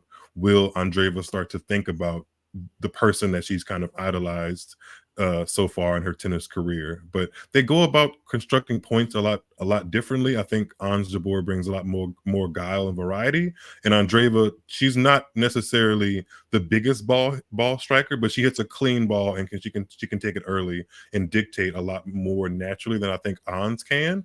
So it's going to be easy. It's going to be interesting to see the juxtaposition of both of their games, even though in Andreeva's mind they're similar. Forehand return there into the net there from Andreeva. So it's 30-all here. Andreeva is into this opening return game, and here is Jabeur serving out wide and missing on her first serve at 30-all. She beat in the first round, did Jabeur, a Ukrainian qualifier. Second serve is into the backhand of Andreeva. Big return. Jabeur sprawls out and puts it in the net, and Andreeva's going to have a break point here right away. Definitely putting on the pressure early. Mentioned the Ukrainian qualifier that Jabeur beat in the first round, Yulia Starodubtseva, who actually went to college in the United States at Old Dominion University. Not exactly a place you would think you would hear from Yulia Starodubtseva, but she qualified for the main draw for the first time in a slam as Jabeur serving here, break point down, second serve coming. High ball toss, serve is down, nice and deep to the backhand of Andreeva. Up the line goes Jabeur. She misses it long, and there's the opening break for Andreeva right out of the gate. She strikes right away against Ons Jabeur, and it's Mirra Andreeva break ahead, 1 game to love to get us started here. I can't say I'm too surprised by that. I've seen a bunch of Ons Jabeur matches over the past season or 2 or 3, and she can definitely take some time to work her way into a match. There are some showings where she's, very alert out of the gate and she's doing all of her tricks that she has in her bag early, but sometimes it can take her a little bit to rev up, and that might be the case today. Sorry, I got the comment from Ghosty. He says, "I'm so old I remember when it was Young Dominion University." Ghosty's a character. Yeah. Here's Andreeva serving up a break out wide. Forehand reply is long from Jabeur.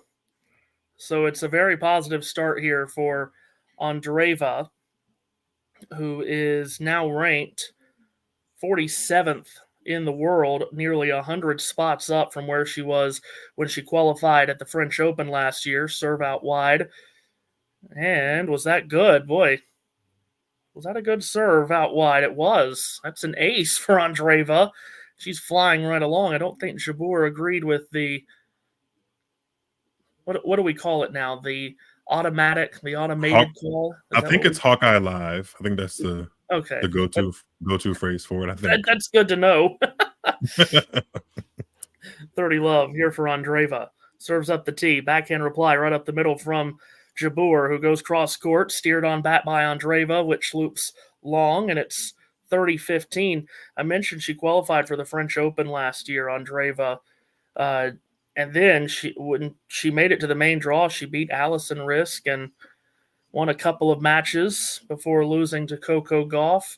She was ranked 143rd then, as I mentioned. So from then to now, 96 spots up in the rankings. Serve is out wide, and it's chipped back by Jabeur, and it misses, and it's 40-15. She definitely seems like she has it more together in this match, which, again, is not surprising to me because that effervescence of youth and not having anything to worry about is radiating from her. She doesn't have to worry about her ranking going down at all. It's all up from here. And Ons is trying to keep her position in the top 10. Into a good rally here, but the forehand misses from Jabeur, so Andreeva has been able to consolidate the break, and it's a 2-love lead for the 16-year-old here very quickly. Well, that's a very good start. Heck of a start. Yeah, and hopefully this will continue for her, and hopefully Jabeur can pick up her level of play here as she's set to serve for the second time, but it's certainly a good start for Andreeva, who looks to pull off this huge win, chips the return back high into the sky. Jabeur gets it back. Oh, and then Andreeva hits a sparkling forehand winner up the line. That was great. Wow, that was just terrific. Don't know how Jabeur didn't put that away. Great forehand strike. I think that's definitely the wing Ons Jabeur needs to be mindful of. But the backhand on Andreeva isn't bad at all either. Into a rally here, Andreeva with a backhand up the center. Jabeur replies with the forehand, now twisting it cross court. Slung back by Andreeva, and Jabeur came to the net, and she's mishit that volley, and she shuffled that one long. And this is turning bad to worse here for Jabeur right out of the gates. Early, yeah. She could find herself in an early hole. She has 5 unforced errors already. So Andreeva already up a break and sniffing a second one. Jabeur serves out wide. Andreeva makes the return and then clapped up the line by Jabeur for a winner. There you go. I'm not seeing Ons' trainer, I believe, in the box. At least the camera hasn't shown him yet. I always see him in the box. Not today, though. Serves here into the net for this player that everyone seems to love. It's a universal love that people have for Jabeur. Kicks in that second serve off, forehand return on Andreeva. Big backhand, but it's into the net from Jabeur. And here's 2 more break points for the teenager at 15-40, already up 2-love. Yeah, this will be a dream start for her to give her the cushion of that double break. Not so much so if you're Ons Jabeur fan and pushing for her to win this match. So 15-40 and 2 chances to claim a double break lead for Andreeva. Jabeur misses the first serve with, of course, the roof closed.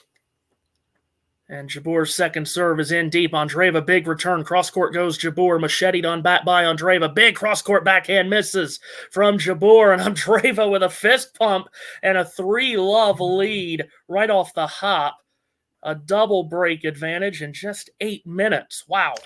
It has been all Andreeva, all Mirra for the first less than 10 minutes of this match. And I kind of expect that to be the case because this is only Ons' second match of the year. It is earlier in the season, but Mirra Andreeva put some matches together early in Brisbane. She won her first round pretty comfortably. So all eyes before this match started let me know that Andreeva came in with a lot more court confidence than Ons Jabeur, who's also had her share of injuries and things going on outside the court. So can't say I'm too surprised, but I do hope Ons puts up a little bit more resistance. If not this set, the second set for sure, because she's in a major hole. Yeah, absolutely. So, wow. I'm going to keep one eye on the score, but I do have to dip out of the stream. Yeah. Matthew, it's been fun calling this with you, adding a little bit of color to the play-by-play. So definitely have to do this again with you. Absolutely, anytime. Absolutely. Thanks for entertaining us, for leading up, and thanks for joining me here. And hopefully, we'll do it again soon. You bet. Take care. Yes, you Bye, too. everybody. So Andreeva off to this great start and continues it as she punches down an ace up the tee as she starts her second service game with this double break lead, 3-love on Ons Jabeur. If you're just hopping in with us, might be surprised at this early scoreline. Andreeva serves, forehand reply by Jabeur, off forehand from Andreeva, and into the net goes Jabeur, and it's 30-love, and this is a flying start indeed. And now the question is, how long can Andreeva keep it up, and how long can Jabeur stay on the ropes here? She's taking some early punches. 30-love, serve from Andreeva, out wide. Jabeur's return, chipped back, sliced up the middle by Andreeva. The slice backhand from Jabeur. Andreeva picks it up and hits a winner. Forehand up the line, tucked in to the corner. And it is 40-love. And Mirra Andreeva is blitzing Ons Jabeur here as she just places that straight up the line. 40-love serve is too deep. Jabeur steps 1 foot inside the baseline. Second serve kicked into the backhand of Jabeur. It's mishit back and long from Andreeva. The first 20 points of this match, 15 to Andreeva and 5 to Jabeur, just to illustrate the dominance of this start for the 16-year-old. Serving at the far end, 40-15. Points for 4 love, and into the net goes the first serve. 3 dribbles of the ball. Up goes the toss from Andreeva. Serve is down to the forehand of Jabeur.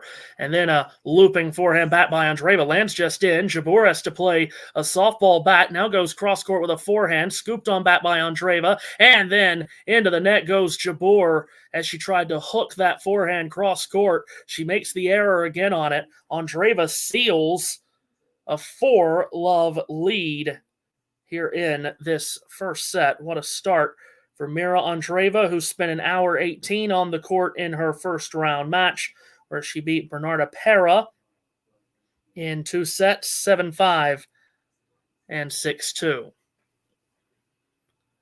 Jabeur needs a pick-me-up, love 4, and serving into the net.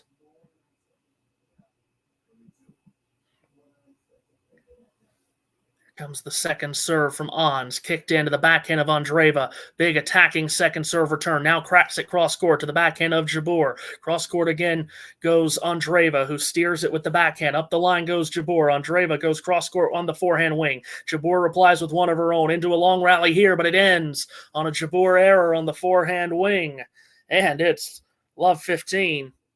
And she is struggling, Jabeur, here to just get points.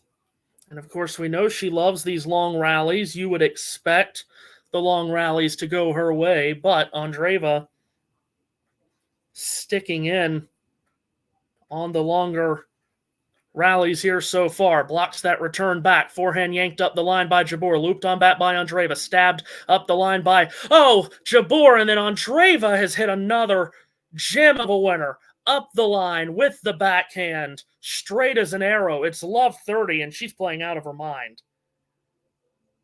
Now, this is about as good as it gets. Andreeva is unconscious right now. Jabeur serves out wide. Andreeva has to go way wide to make the return, and then Jabeur puts the forehand into the net. It is love 40. It's already her 5th unforced error on that forehand side, Jabeur, and all of a sudden she's got to be thinking, what more could go wrong? She has 10 unforced to Andreeva's 2. Points for 5 love here. Jabeur serves into the net. This is a whooping, says Ghosty.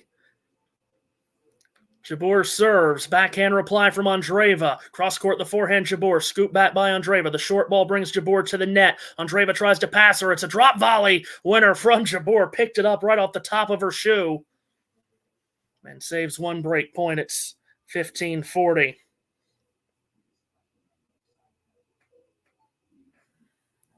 Yeah, Jabeur was fiddling with her racket just a moment ago. Do wonder if she's just uncomfortable with the racket, or if it's Andreeva that's making her uncomfortable as she misses the first serve here. 2 break points still to save. Second serve out wide. It's in. Andreeva makes another thumping return. Up the middle goes Jabeur. Loop back by Andreeva. Up the line, the backhand from Jabeur. Off forehand by Andreeva. Cross court goes Jabeur. Sliced back deep by Andreeva. Jabeur slices one up the line. Picked back up by Andreeva. Steered cross court by Jabeur. Up the line goes Andreeva again. Jabeur gets to it, but puts it into the net. And Mirra Andreeva is up 5 love. A triple break. The 16-year-old not intimidated in any way. She is unconscious with no regard for human life at the beginning of this match inside Rod Laver Arena. It is 5 love to Mirra Andreeva. 16-year-old is pummeling the player that's made the last 2. Wimbledon finals. My goodness. So, Andreeva with the terrific start. Try to get caught up on the comments here. As Jane's saying, Ons can regroup. Hopefully she can regroup, but I don't think it's coming in this set. Of course, anything can happen, but I don't know if it's going to happen in this set. It's 5-love in 16 minutes. So in less than 20 minutes, Andreeva here can wrap up a first set bagel. We thought we might get that from Swiatek last night because she loves serving them out so much. Here's Andreeva inside Rod Laver Arena with a brilliant beginning and serving at 5-love up the tee. Jabeur blocks the return back up the line. Andreeva's forehand. She's hit that shot already a couple of times. It just drifted wide there. And it's love 15.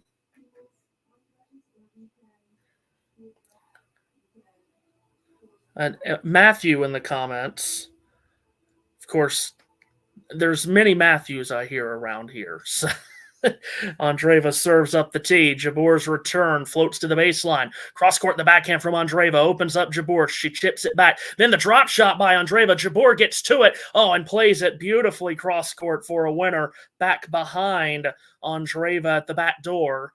And it's love 30. And this is by far the most that Jabeur has been in a game so far.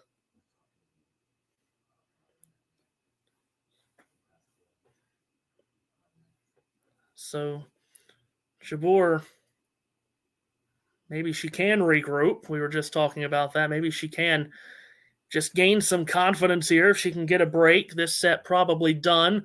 Big serve out wide. Stab back by Jabeur. Stepping into a forehand. Andreeva comes to the net. A lob thrown up by Jabeur. Overhead hit out of the air by Andreeva. Up the line goes Jabeur. Cross court goes Andreeva. It's baseline to baseline once again. Off backhand from Andreeva was really good. Scoop back by Jabeur. Then the drop shot pulled out by Andreeva. And Jabeur's not getting to that. It's 15-30. Well, that was a very good point from Andreeva. She was into the net, hit the overhead out of the air that looked to be a bit too tall for her. She was able to get back to the baseline. Then with that two-handed drop shot, perfectly placed. Serves at 15-30. Body serve to the backhand of Jabeur. Yanked cross court by Andreeva, and that was just inside the baseline. Jabeur, I think, had almost given up on the point. She thought that was going long, then yanked the forehand well wide. It's 30-all. Wow. And Jabeur just looking up as if to say what else can go wrong right now, because nothing's going right. And that was actually well on the line. She can barely believe that. 30-all, 2 points from an opening set bagel. Andreeva serves out wide. Great serve. Short ball back by Jabeur, and coming to the net to crank it away. Cross court is Andreeva for the winner. And she's arrived at set point already.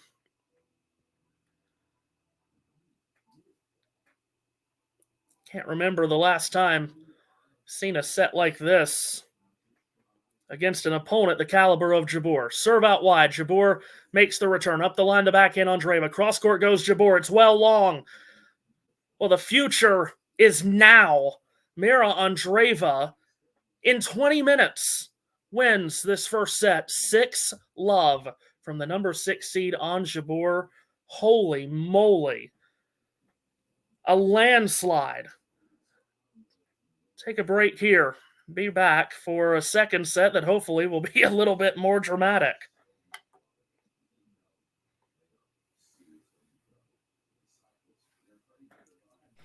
Thanks for tuning into this watch along. While there's a break in play, here's a reminder to hit the like button, subscribe, and click that notification bell. Your support helps to keep the channel going. While we're here, you can now become a member to enjoy perks, including badges for the live chat, but also bonus material such as interviews with top players from both ATP and WTA tours. The membership link is pinned in the live chat. You can also follow us on Twitter, Facebook and Instagram. So whether it be serves or volleys, forehands or backhands, serve bots or drop shots, we've got you covered. Whether that be via our website, talking-tennis.com, where you can read features and interviews from our top writers. Or if you prefer us in audio form, you can subscribe to our podcast on Apple, Amazon or Spotify or wherever you get your podcasts from. Remember, we offer you wall-to-wall coverage via our regular watch-alongs, magazine shows such as Nick's WTA Weekly or Damien and Mario's ATP version. Plus, we deliver top content from people on the ground, actually at the tournaments, so you get even nearer to the action. So, what are you waiting for? Hit that subscribe button so you don't miss out on all things tennis. Hit that subscribe button indeed. And Mirra Andreeva has been hitting all the right buttons here since we started this. It's been so long since we started this, 20 minutes ago.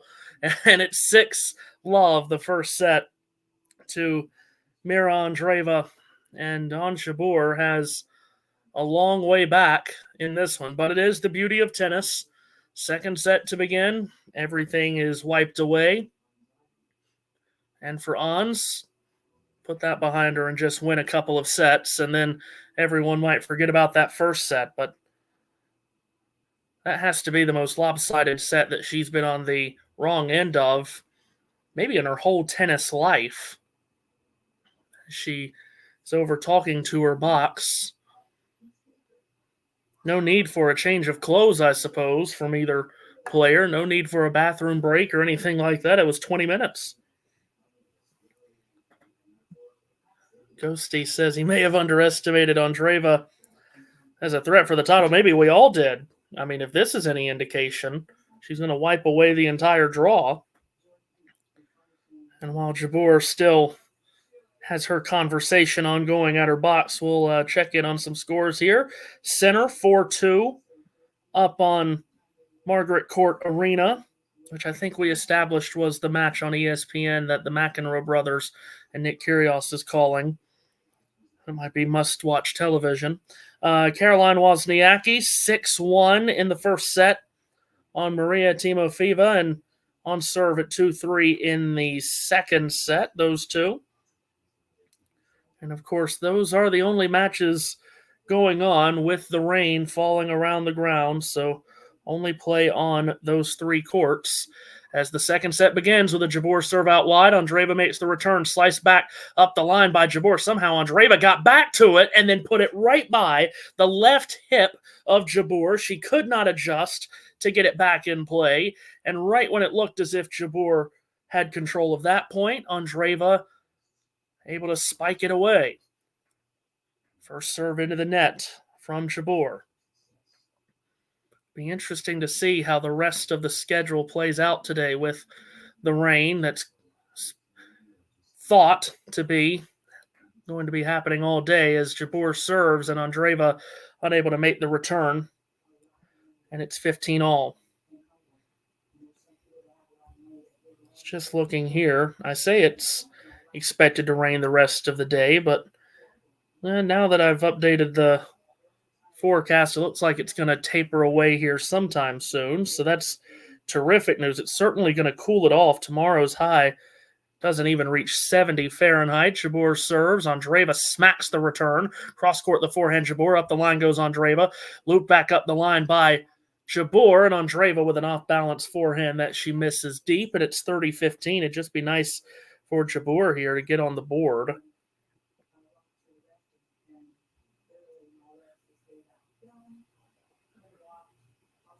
(30-15) for Jabeur. Serves to the forehand of Andreeva. Off forehand winner from Jabeur. She stashes that away in the corner, and it's 40-15.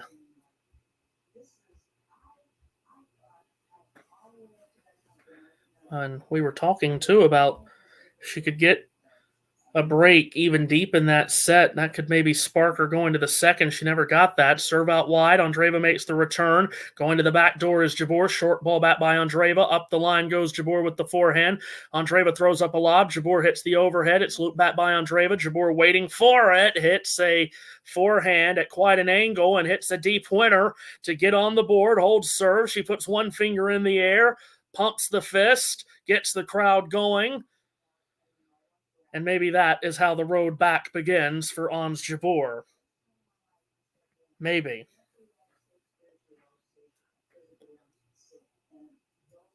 So Andreeva, after the change of ends, will serve for the first time in this second set. Sean was commenting, youngest player to get a double bagel. Well, we can put that aside now, thankfully. I mean, listen, I don't have any preference on who wins. I would like a competitive match here. That would be nice. Here's Andreeva to serve. Love one. Second set, out wide goes the serve, misses it deep. Yeah. A finger in the air from Jabeur. Looked like Joe Namath walking off the field of Super Bowl III. Serve to the back end of Jabeur, and she overcooks that up the middle and long. 15-love.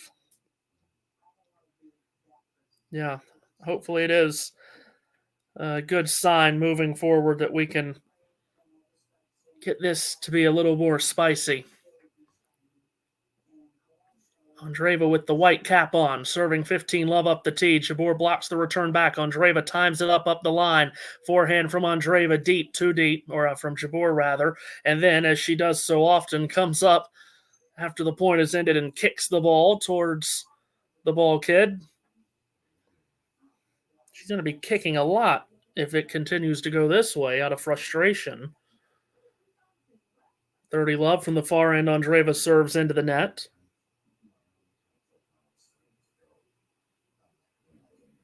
Here comes the second serve. It's down to the forehand of Jabeur. The forehand up the line from Andreeva. Off backhand from Jabeur. Steered on back by Andreeva. Scooped on the forehand wing from Jabeur. Oh, Andreeva rushing the net. Got to it, then misplayed it into the mesh.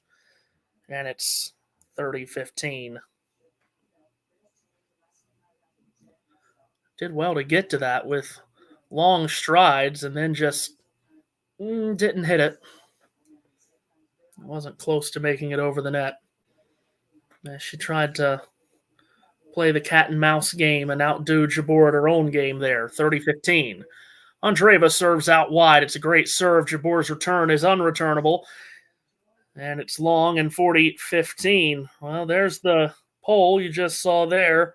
Who was winning? 64% of us, because I'll say us. I selected Jabeur in that too.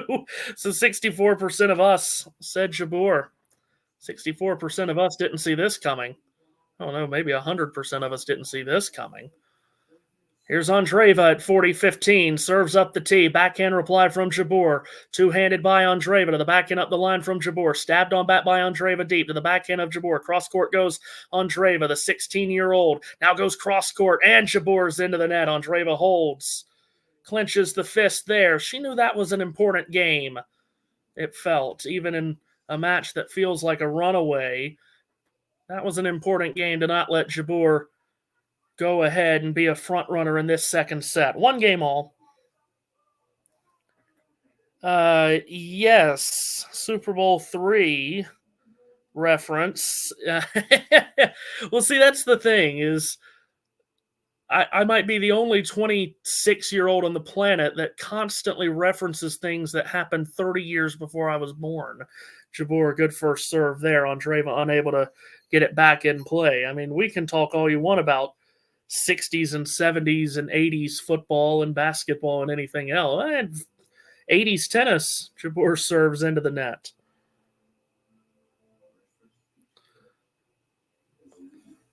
Love second serve out wide. Andreeva makes the return. Two-fisted back by Jabeur. Off forehand from Andreeva. Jabeur nonchalantly hits a drop shot, but it's into the net. Andreeva had it read anyway. She was crashing the net hard and was going to get there in plenty of time, but never had to hit a shot, and it's 15 all. the real football conversation, yeah. Out wide the serve from Jabeur. Oh boy, I think it might have been called out. Andreeva hit a heck of a return. Jabeur to serve again. Puts this one into the backhand of Andreeva up the middle. Off forehand from Jabeur. Tight angle, but it's wide. And it's 15-30. And boy, Andreeva is not lacking confidence. And Jabeur, as she does have a tendency to do, shoulders slumped a little bit. Serves here, too deep.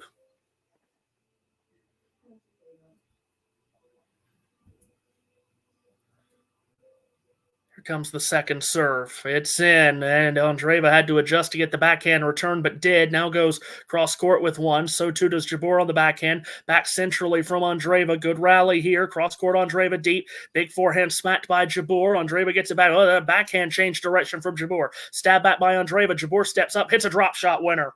There you go. That looks like Ons Jabeur. I mean, she came flying up to that ball, ran around the backhand to get to the forehand. Looked like she was just going to smash it inside out. Instead, hits the drop shot winner. Andreeva looked like her feet was caught in quicksand, didn't even move towards it. That's more like Ons Jabeur.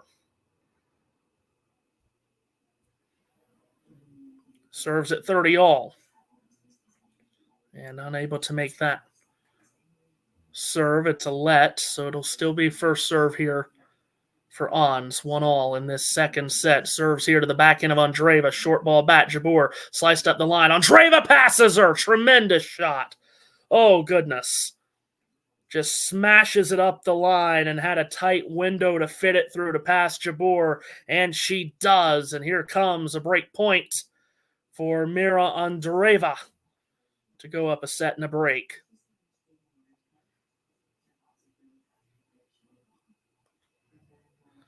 Jabeur with a big point to save here. Up the tee, she serves, and Andreeva's return is wide, but that serve called out. So Jabeur will serve again. This one's in. Backhand reply from Andreeva. Cross court goes Jabeur. Macheted up the line by Andreeva. Ooh, and then knifed up the line, but wide from Jabeur. And Andreeva claims an early break in the second set. And goes up 6-love and 2-1. And Mirra Andreeva just continues to clean Ons Jabeur's clock here out on Rod Laver Arena. My goodness. One-way traffic inside Rod Laver Arena. Let's see if I can pull it up here, if everything will cooperate. Pull up Wozniacki and Timofeva. It's still on serve in the second set after Wozniacki won the first set 6-1. Forgive me. I'm terrible. I really am. I'm terrible to say Wozniacki. I feel like people look... Someone asked me one time, why do you say Wozniacki? I don't know why I say Wozniacki. Caroline Wozniacki. My apologies. Sinner did take the first set 6-2 on Jesper de Jong. As Andreeva is set to serve here. Up a break now in the second set at 2-1. See what the 16-year-old can do. Now in control of set number 2. Body serve to the backhand of Jabeur.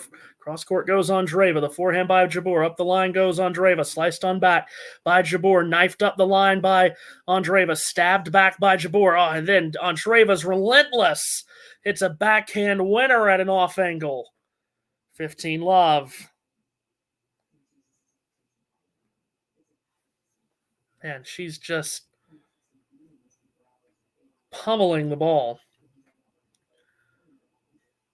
Serving here, 15-love out wide. Jabeur makes a good return, turning the screws here to start this point. Sliced up the line by the Tunisian. Andreeva gets it back on the forehand. Deep forehand from Jabeur. Now cracks it cross court. Andreeva with a running forehand. Sharp forehand there from Jabeur. Now goes cross court with it, but misses. Andreeva just won't give her any free points. Jabeur hit 3 or 4 good shots there in that rally and still Just can't find an opening. That's already her 4th unforced error on the forehand wing on this side. She's got 16 unforced errors for the match to Andreeva's 4. Andreeva serves, out wide misses.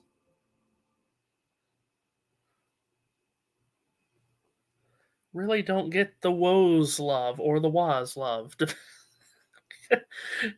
Gonna get that started again as Andreeva serves up a double fault here. It's the first double fault of the match from either player. Is it just because she's pretty? There are about 100 women I'd rather watch hit a tennis ball. Well, Andreeva serves up the tee. Chip back by Jabeur. Up the line. Big forehand by Andreeva. Jabeur defends that back. She's on the defensive here. Again is Jabeur. Deep forehand by Andreeva. The backhand up the line from Jabeur. Off forehand from Andreeva. Now she'll go to the backhand up the line. Jabeur just can't sustain that much pressure. It's 40-15. My goodness. I'll say this about Wozniacki. I did not... When I started getting into the sport, she was ranked number 1 for a good amount of time when I was getting into the sport. And I'd always just asked, why is she number 1? I didn't fully understand it as the serve up the tee from Andreeva is returned by Jabeur off forehand. Jabeur twirls it back. Now Andreeva pulls out a drop shot. It hung in the air. Jabeur gets there in plenty of time. Sharply goes cross-court, a forehand, a lob thrown up by Andreeva. Jabeur's overhead comes right back to Andreeva, but she misses on the backhand, and it's 40-30. I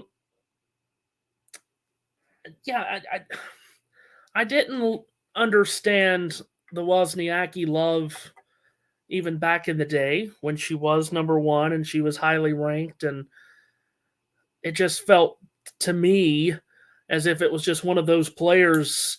She can stay highly ranked, but boy, in the majors, she just couldn't find her way. Andreeva serving 40-30. Kicks that serve into the backhand of Jabeur. Cross court goes Andreeva. Big backhand from Jabeur is good. Andreeva on the defensive with a short ball backhand. Then Jabeur puts it behind her. And it's deuce here. Jabeur into this game.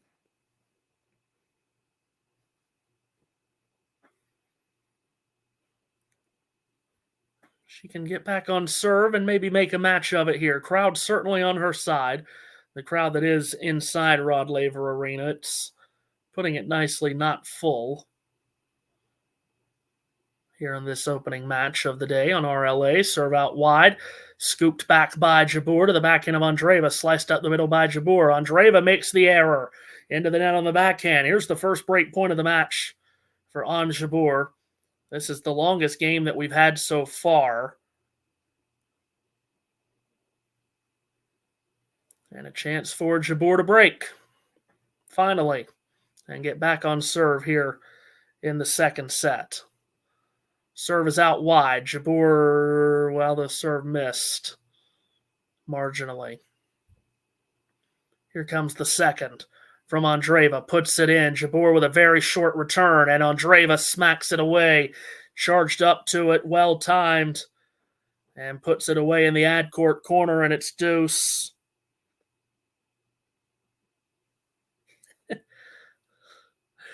No, you did not. You definitely didn't break my heart. I'm still learning the ropes around here, but I'm still figuring out what I can and can't say. Here's Andreeva at deuce serving up the tee and misses. I will say I'll agree with you there. Wozniacki, she does come across as a good person, no doubt. Andreeva serves. Backhand reply by Jabeur. Cross court goes Andreeva. Jabeur puts a backhand up the middle. Off forehand from Andreeva. Cross court goes Jabeur. Pulled out a major angle on the backhand and missed. Advantage Andreeva. Trying to hold on here and get to 3-1.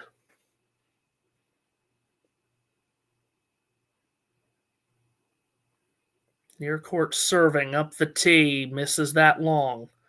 6 Masters in a row is impressive. Yeah, that's exactly right. Second serve is in. Big backhand return, Jabeur. Cross court goes Andreeva, and then Jabeur makes a very bad error cross court on the backhand, trying to out-hit Andreeva, and she's going to struggle to do that. Andreeva holds for 3-1 after saving a break point.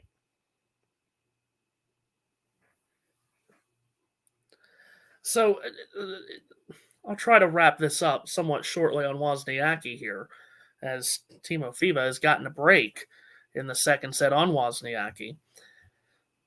When she was in her prime, speaking of Caroline, and ranked so highly, I was very young, still getting into the sport, as Andreeva scoops that return back forehand by Jabeur, comes to the net. Andreeva tries to pass her, can't, but Jabeur hits the volley into the net, and it's love 15. And when you're a young tennis fan here in the U.S., and you're trying to catch on and learn the sport, it can be difficult and daunting because over here, unless you have the Tennis Channel, you see the 4 slams, and that's really it. Maybe sometime in those days you would get Miami on CBS. Here's a forehand return from Andreeva, backhand by Jabeur, up the line goes Andreeva, cross-court backhand from Jabeur was good, Andreeva defends it back, just in, Jabeur misses again. Oh, the backhand is into the net, she had the whole court to work with, she was in control of the point, and she doesn't win it. Story of this match, it's love 30. But you wouldn't get much more than the majors here on TV in the States, and as a young kid getting into the sport, that's all I got to see, and I never saw Wozniacki win them, but every time they popped up, she's ranked 1, 2, 3, whatever, and I'm thinking, how is she still ranked this high? She hasn't done a thing in these slams. Here's Andreeva hitting the net on a return. It's 15-30. And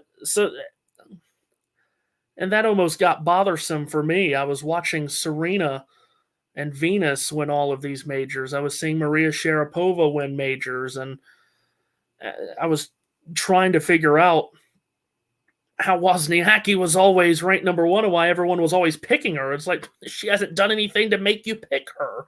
As there's a backhand error again from Jabeur, and it's 2 break points for Andreeva.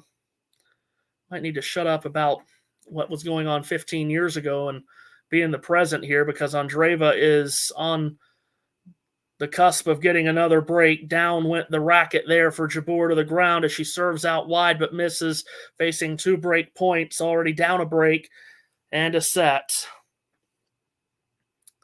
At the far end, Jabeur serves to the forehand of Andreeva. It's a big return. Cross court goes Jabeur. Andreeva puts the forehand deep up the middle. Up the line, Jabeur. Loop back by Andreeva. Cross court the forehand, Jabeur. Andreeva scoops it up the line.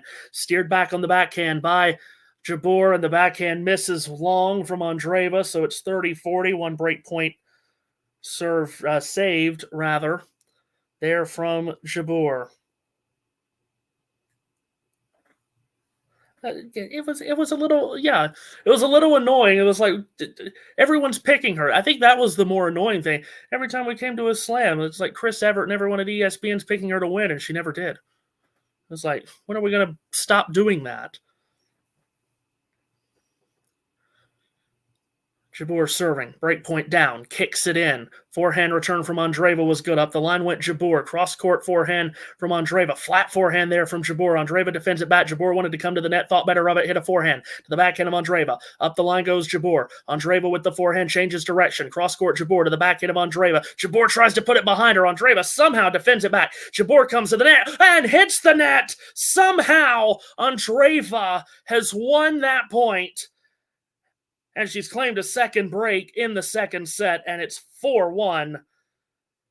Oh my good gracious.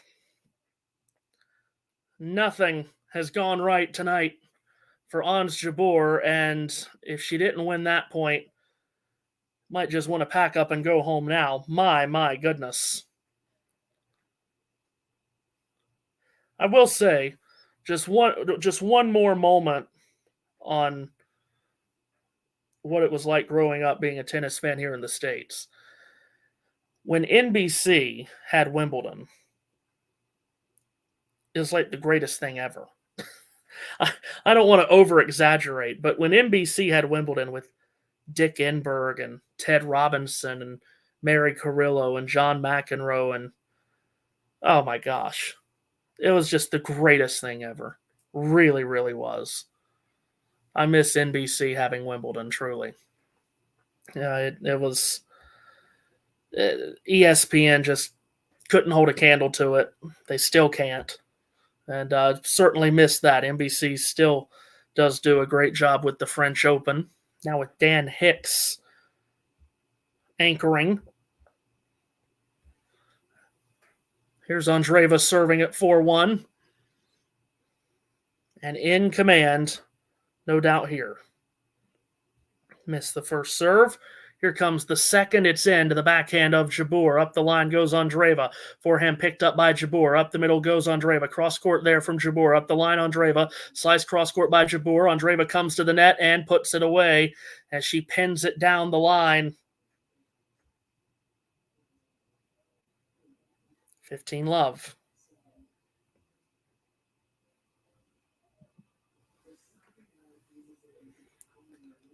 Six love in the first set, as you see. 4-1 here in the second. It is all Mirra Andreeva. Serves out wide. Jabeur makes the return. Off the let court, Andreeva catches a break. Jabeur gets it back, and then Andreeva passes her with an off forehand, and Jabeur had the racket slinging away, desperately trying to make contact. Andreeva puts the hand up with the fake apology that everyone feels they need to give after they get a break on the let court. Believe me, if I get a break on a let court, I'm not apologizing. I'm sorry. I need every break I can get. And it's 30-love. Serve out wide from Andreeva. Somehow Jabeur makes the return. Oh, my good gracious. And then Andreeva just so subtly and sweetly drops it in for a winner after Jabeur made a magical return. And it's 40-love, and this is getting more and more frustrating for Ons Jabeur. Serve up the tee. Jabeur's return is long. It's 5-1. My gracious me. Timofeeva has taken the second set from Wozniacki, as you can see on your screen. 6-4. As here is Andreeva. A game away from victory circle here with the biggest win of her career if she can finish this out. And that feels very likely. Jabeur serving to stay in it. Serves out wide. The return from Andreeva is to the backhand of Jabeur, which is in the net.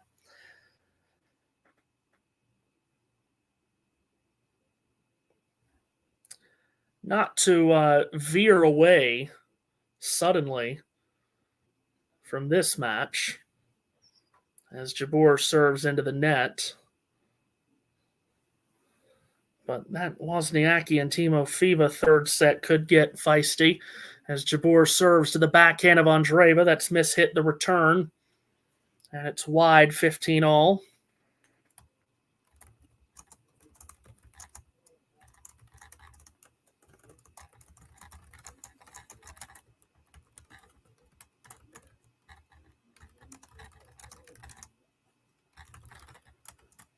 All serve here from Jabeur. Up the tee. Good serve. The return high and short of the net from Andreeva. 30-15.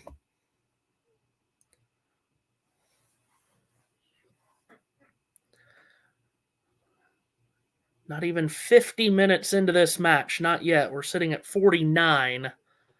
Jabeur serves and misses.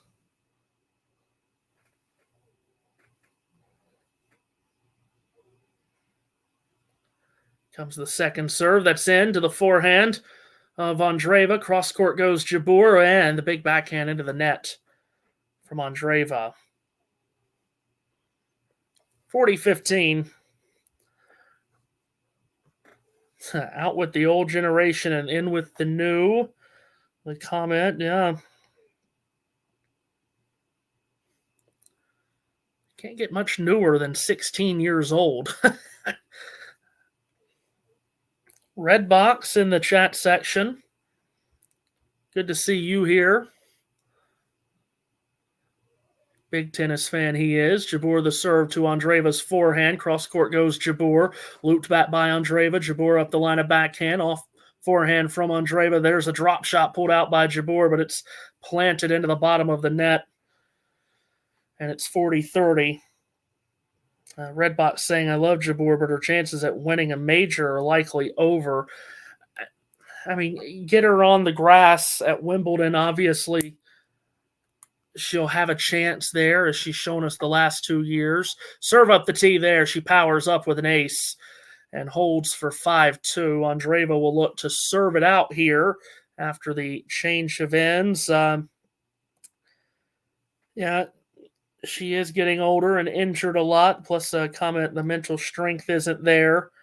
She does get visibly frustrated, doesn't she, Jabeur, for someone that has such a great attitude and always seems to be smiling, but she does seem to let the shoulders slump, and you can certainly tell when she's just frustrated. And no doubt that she has to rein in her emotions when matches are not going her way. But again, with a match like this, I mean, nothing's going her way. She has not been in this match from the very start.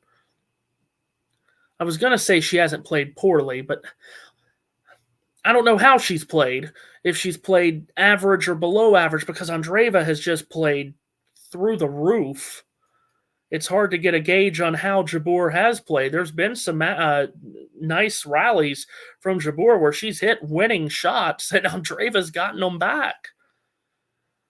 So here is Andreeva serving for the match at 5-2. The serve is out wide and Jabeur's return is into the net. Of course, Jabeur, her heartbreaking losses at Wimbledon the last 2 years, especially 2 years ago to Rybakina, where she won the first set. Lost the last 2 sets, 6-2 and 6-2.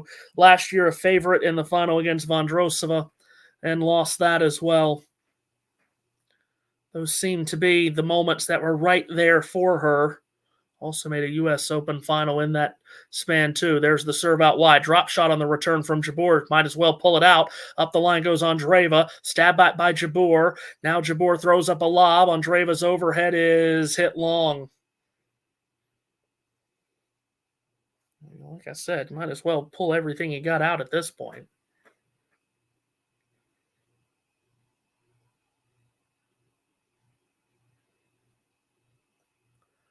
$15-all. 16-year-old Mirra Andreeva serving, and Jabeur's return is shanked into row 7, and it's 30-15. 2 points away. Up with the toss, down with the serve. Andreeva up the center, and it's just missed. Beat Bernarda Pera in the first round, did Andreeva in straight sets. And Jabeur has whacked that return straight into the net. She almost fell over from the ferocity of the contact on the shot. And Mirra Andreeva has arrived at match points here. It's been one-way traffic from the very beginning. Serves out wide. Jabeur's return is long, and that is the way it went all night for Ons Jabeur. And for 16-year-old Mirra Andreeva, it's the biggest win of her life, and maybe one of the most dominant. 6-love, 6-2. It was a smothering performance from Mirra Andreeva tonight. 54 minutes, and she's on and off the court, knocking off the number 6 seed, Ons Jabeur, to move on into the third round here. What a glamorous performance from Andreeva. There was no fluke about that in any way. Just came out with her hair on fire. And Jabeur had no way of putting out the fire. All Andreeva in this one. Love and 2 in less than an hour. I think, and someone can correct me if I'm wrong here, I think we might be just breaking here for just a moment, and we're going to come back and we're going to bring you the third set between Wozniacki and Timofeeva. I think that's what we're still doing. So if that is indeed correct, we will break real quick, and we'll come back and we'll focus in on John Cain Arena for Wozniacki and Timofeeva. I might want to get the name right, and we'll head to the third set there here in just a few moments. Thanks for tuning into this watch along. While there's a break in play, here's a reminder to hit the like button, subscribe, and click that notification bell. Your support helps to keep the channel going. While we're here, you can now become a member to enjoy perks including badges for the live chat, but also bonus material such as interviews with top players from both ATP and WTA tours. The membership link is pinned in the live chat. You can also follow us on Twitter, Facebook and Instagram. So whether it be serves or volleys, forehands or backhands, serve bots or drop shots, we've got you covered, whether that be via our website, talking-tennis.com, where you can read features and interviews from our top writers. Or if you prefer us in audio form, you can subscribe to our podcast on Apple, Amazon or Spotify or wherever you get your podcasts from. Remember, we offer you wall-to-wall coverage via our regular watch-alongs, magazine shows such as Nick's WTA Weekly or Damien and Mario's ATP version. Plus, we deliver top content from people on the ground, actually at the tournaments, so you get even nearer to the action. So, what are you waiting for? Hit that subscribe button so you don't miss out on all things tennis. Well, back here, and we're jumping over to John Cain Arena. That first match was so short. It was so short, so we have to do a little bit more. We have to have a little bit more tennis here, and we're going to have some with Caroline Wozniacki. And up a break is Wozniacki in the third set, but she is at deuce, serving at 1-love in this third set against Maria Timofeeva. And here is Wozniacki serving at deuce, and Timofeeva's return puts Wozniacki on the run. It's a cross-court forehand. Up the line, Timofeeva, cross-court from Wozniacki. Timofeeva puts it deep up the line and gets in control of the point. Wozniacki tries to steer it back her direction, goes up the line with a forehand. Big backhand, Timofeeva, and that opens it up. And here's Timofeeva with a break back point here. So just hopping in here for this third set, you can see on your screen there, Wozniacki 6-1 in the first set, Timofeeva 6-4 in the second, and Wozniacki up a break here in set number 3, but about to give that away here perhaps, as she serves on the near end, Wozniacki into the net. In that first match, by the way, 54 minutes, so we wanted to stick around and see. You could see my smiling face for a little bit longer. Here's the serve to the forehand of Timofeeva. Up the line goes Wozniacki with the backhand. Looping back by Timofeeva. Wozniacki to the net. Sharp backhand. Timofeeva gets it back on a lob. Overhead hit by Wozniacki. Slice back by Timofeeva. Now Wozniacki's into the net inexplicably. And Timofeeva has gotten the break right back. And it's 1-1 here in the third set. And we might be in for quite a cracking third set. Hopefully we are, to make up for the lack of drama in that first match. Again, this is out on John Cain Arena, as you can see. Wozniacki in the first round was playing Magda Linette, the number 20 seed. Wozniacki won the first set 6-2 and was up 2-love in the second. Linette then retired. As Timofeeva serves at 1-1. Into the net. She goes. Her first round match did go 3 sets and over 2 hours. Came out on top against Priscilla Hahn. Second serve out wide. Terrific serve. Wozniacki can't make that return. And it's 15-love. So she's already played 1 3-setter. Timofeeva. Now going to another third set here against Wozniacki, former Australian Open champion. 15-love serve from Timofeva out wide, misses that first serve. Center up 6-2 and 4-1 over on Margaret Court Arena on De Jong. Timofeva serves to the forehand of Wozniacki. Backhand up the middle from Timofeva. The off forehand from Wozniacki. Timofeva throws up a looping shot. Forehand winner there from Wozniacki. And it's 15-all.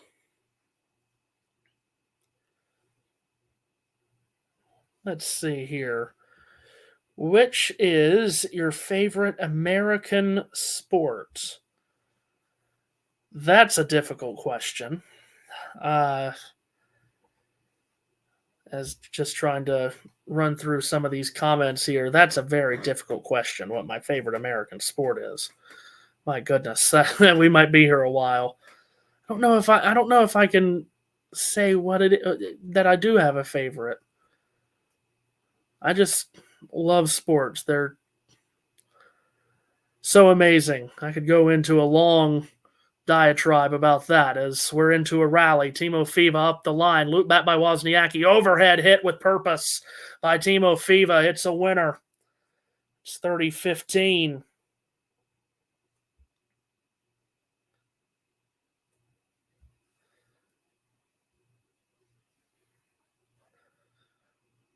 So into a third set for a second straight round is Timofeva, and into a third hour of a match. Mentioned that first rounder went 2:08. We're past 2 hours here. Wozniacki makes the return. Cross court, Timofeva. Up the line goes Wozniacki, defended back. Oh, by Timofeva. And then Wozniacki got to it and spiked it into the net. And it's 40-15. Ons was smoked like a Thanksgiving turkey. That's too soon for me. See, I'm not a big turkey person. I will only eat turkey one time of year, and that's at Thanksgiving, and that was only 2 months ago, not even 2 months ago. That's too soon for me to think about turkey already. Your point's well taken, though. Timofeva with a good serve, misses on the backhand, however.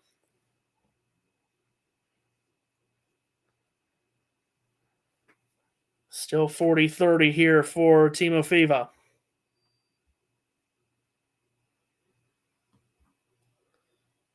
Trying to create a run here in this Australian Open that not many would have expected for a player ranked 170th in the world.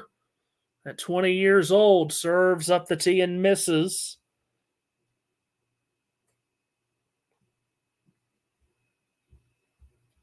Here comes the second serve with Wozniacki well inside that baseline. Oh my goodness, and what a serve from Timofeva. Wozniacki can't even make contact on it. It just basically hit her.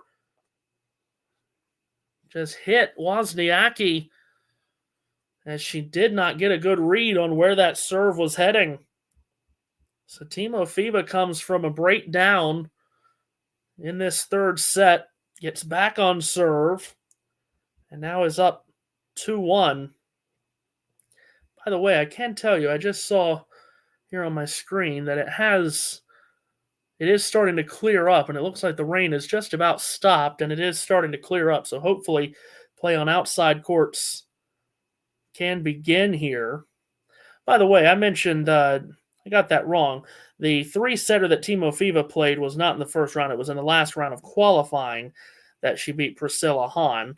That was, 5 days ago. In the first round, she beat Elise Cornet. 6-2 and 6-4. Did that in much less dramatic fashion than she did in that last round of qualifiers. Point remains that she has played a lot of tennis here lately, just trying to get into the main draw, which she is, and now here she is looking to make a run to the third round, which would definitely be unexpected.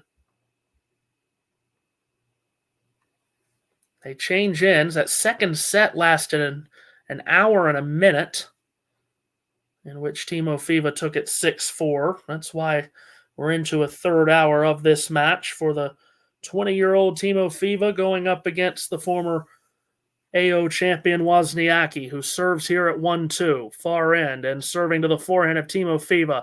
Backhand by Wozniacki, cross court, it misses. Love 15, 2 games on the trot here for Timofeeva, and looking for more. This is her debut in a Grand Slam main draw. Heck of a debut already. Might get better. Wozniacki serves. Timofeeva makes the return. Wozniacki, big forehand. Then the backhand centrally from Timofeeva. Wozniacki wanted to come to the net. Thought better of it. Stayed at the baseline. Up the line goes Timofeeva and hits a winner. Oh, it's a shocking winner from Timofeeva there. It's love 30, and Wozniacki is reeling a bit. Slid into that and hit it perfectly. Love 30, big points coming up here. Big serves from Wozniacki, and has missed the first serve. Going to have to do it on a second. High ball toss, serve down, forehand reply Timofeeva. Up the middle of the backhand, Wozniacki. Centrally goes the forehand from Timofeeva. Now goes cross court. Wozniacki up the line, knifed on back. Now the big backhand from Wozniacki. Timofeeva defending here, but she's gotten back into the rally. Pulls the strings with a big forehand cross court, but misses. And it's 15-30, and that point might come back to think about that point if she can't break here. Who smokes their Thanksgiving turkey, says Jane. That would take forever. Here's the problem with Thanksgiving turkey. They all take forever no matter how you try to do it. Here's the serve to the forehand of Timofeeva. Good return. Wozniacki sprawls out, throws up a high short ball back, and Timofeeva takes advantage, hits a bomb right up the middle, and she's earned 2 break points here at 15-40. What a turnaround here in this third set.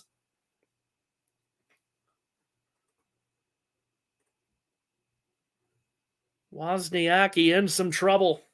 She adjusts the black visor on the top of her head. Up with the ball toss, serve down, out wide. Timofeeva blocks it back. Wozniacki up the line with a forehand. Ah, what a shot! Timofeeva just pulled out. Cross-court winner on the backhand. Claims the break. Takes the lead in the third set. It's 3-1. 3 games on the trot here for Timofeeva, and that was a diamond in the rough kind of shot there. And she has taken command here in this decisive third set. Where did she pull that out from?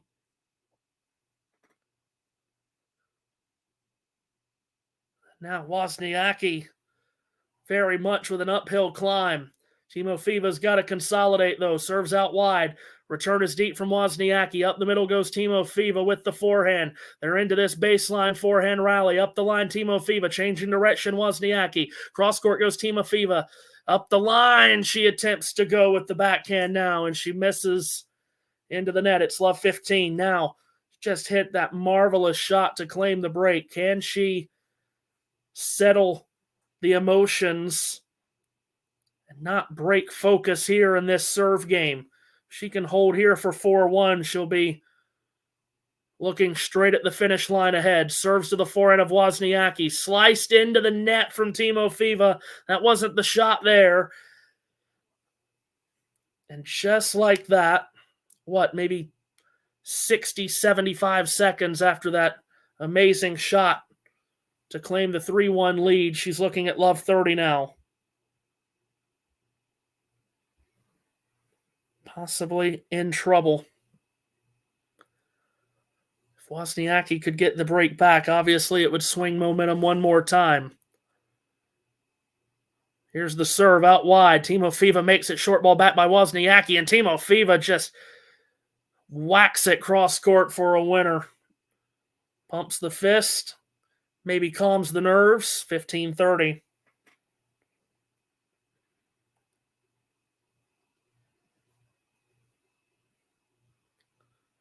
Wozniacki grinding in here. Trying to stay in this match. Makes the return up the line. Goes Timofeeva now with an off backhand. Cross court the forehand Wozniacki. Timofeva on the run, defending this one back up the line. Wozniacki goes cross court, moving side to side. Timofeva hits a looping forehand. It's just in. Now pulls out a big backhand. Now she's in control of the rally. Comes to the net and hits a winning volley. How did she turn that rally around? Wozniacki was in full control of that point. Then all of a sudden, Timofeva snatched it away. From love 30 to 30 all. Wozniacki knocks the frame of the racket onto the ground.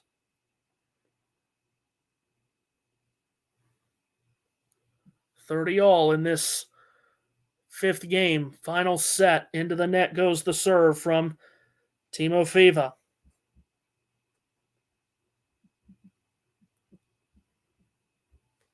Takes her time.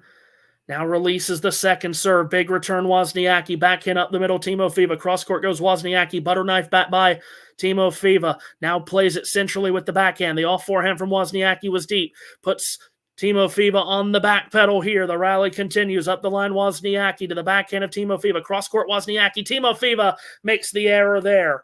Forehand is wide. That was a well-constructed point there from the veteran Wozniacki.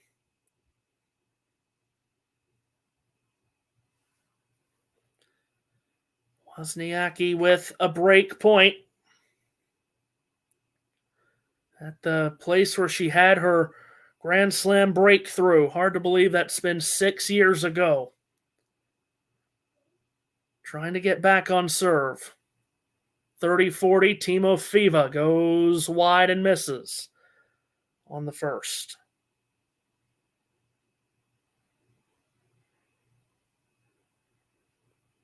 Big second serve coming up here for the rookie.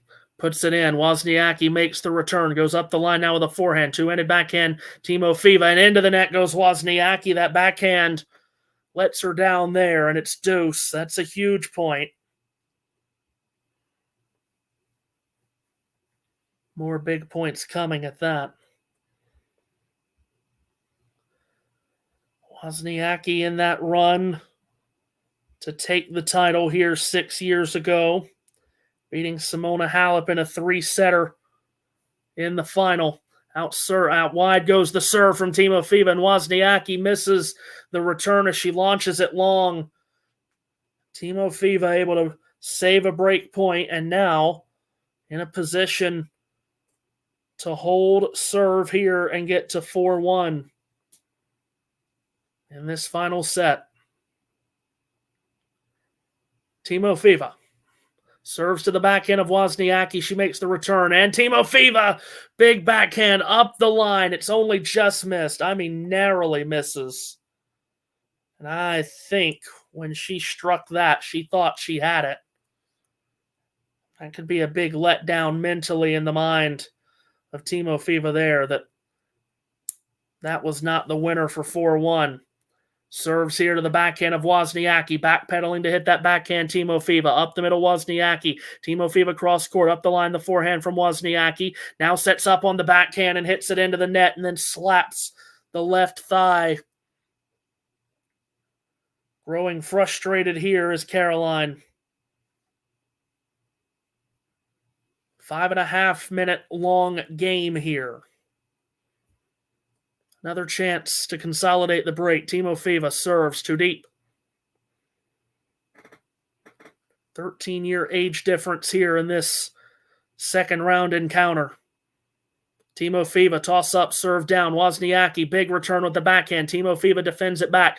Wozniacki on the offensive. Up the line, Timofeva. Cross court, the backhand, Wozniacki. Timofeva slices it back. Wozniacki picks it up to the backhand of Timofeva. Big forehand up the line by Wozniacki. Timofeva gets it back with a looping ball. Wozniacki takes it out of the air. A lob thrown up by Timofeva. That's going to drop in. Wozniacki backpedals to defend it back. Now they're back into a baseline rally. Timofeva, cross court on the forehand. Nearly fell down. Regathers her footing. Hits a backhand. Sliced back by Wozniacki in the biggest point so far of the match, and Timofeva nails it. A winner up the line into the deuce court corner. It's 4-1. Thrilling back and forth there. Timofeva pulls it out of absolutely nowhere. consolidates the break. 4-1 now in this final set to Timofeeva.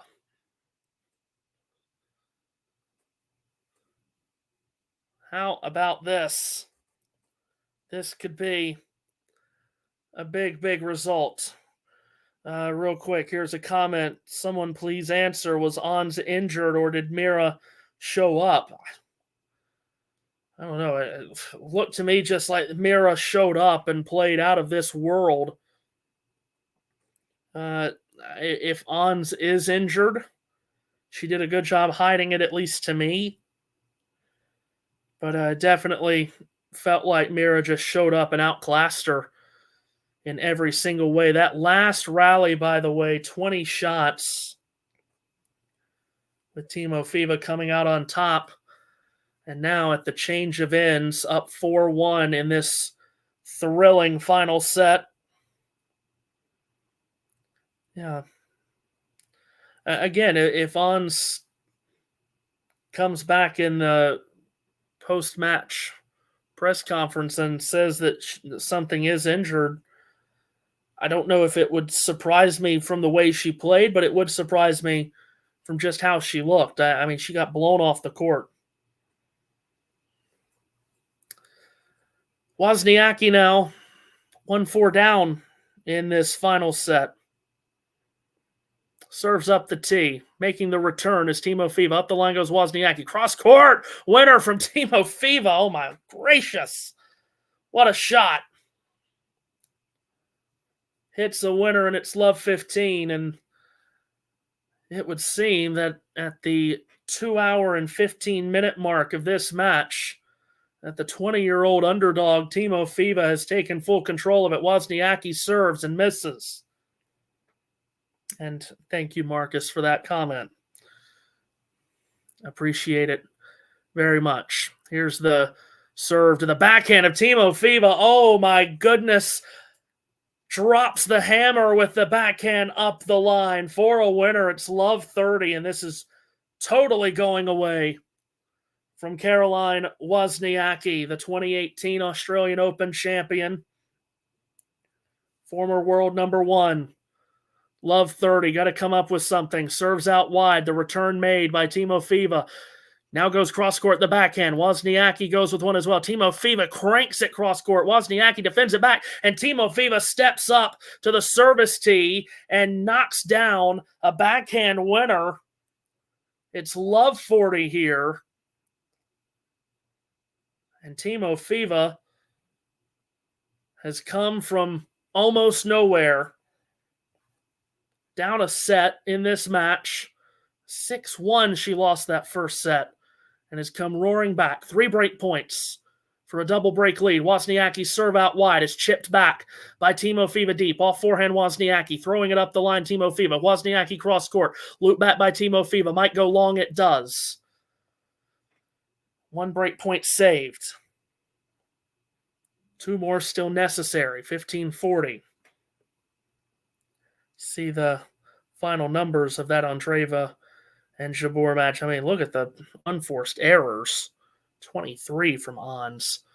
As here's Wozniacki serving. Timofeeva, great return up the line. Wozniacki scrapes it back. And another winner from Timofeeva with a monstrous cross-court forehand. She claims the double break in this final set, and it's 5-1. And for the 20-year-old Timofeeva, ranked 170th in the world, a chance to knock out a player once ranked top of the mountain in this sport. And Timofeeva is on her way, perhaps, if she can finish it, to her biggest win in her Grand Slam main draw debut. Could be on her way to the 3rd round, trying to serve it out here at 5-1. Jane's got to go to bed. Great to have you with us here tonight. Appreciate you staying up as long as you could. Here's the serve out wide. Wozniacki cannot make the return. It's long. And it's love 15.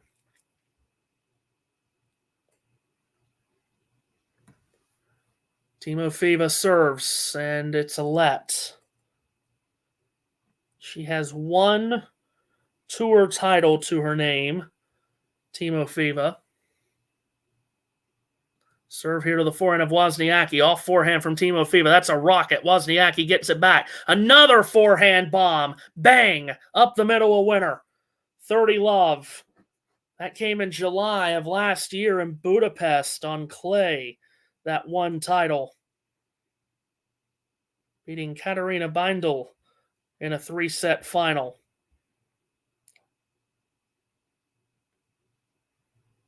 Serves. Wozniacki makes the return. Timofeeva comes to the net. And a bit of a nervy volley, which she misses. 15-30. Easier said than done, but don't let the nerves come up now. You've done all the hard work. Now just serve it out. Of course, that's the hardest part to do. 30-15. And a serve into the net. Center up 2 sets on De Jong and 2 love in the third. Second serve is into the backhand of Wozniacki. Didn't really attack that second serve. Cross-court Timofeeva and a backhand error from Wozniacki. And now Timofeeva is a point away from her biggest win. Main draw debut at a slam. She's in the second round. She's playing former world number 1, a former slam champion. She was down a set. Got blown away in the first set, 6-1, but she's come back with so much confidence. Makes the serve. Wozniacki's return cross-court. Timofeeva with the forehand. Up the middle goes Wozniacki. Off forehand from Timofeeva is a winner. And she is a winner tonight. She falls to the ground in disbelief. And I think a lot of people might not be believing this result. From a set down, what a comeback. Maria Timofeeva at age 20 knocks out Caroline Wozniacki 6-1 in the third. She was down a break to start the third set and then wins 6 straight games. What a result. And hello to you.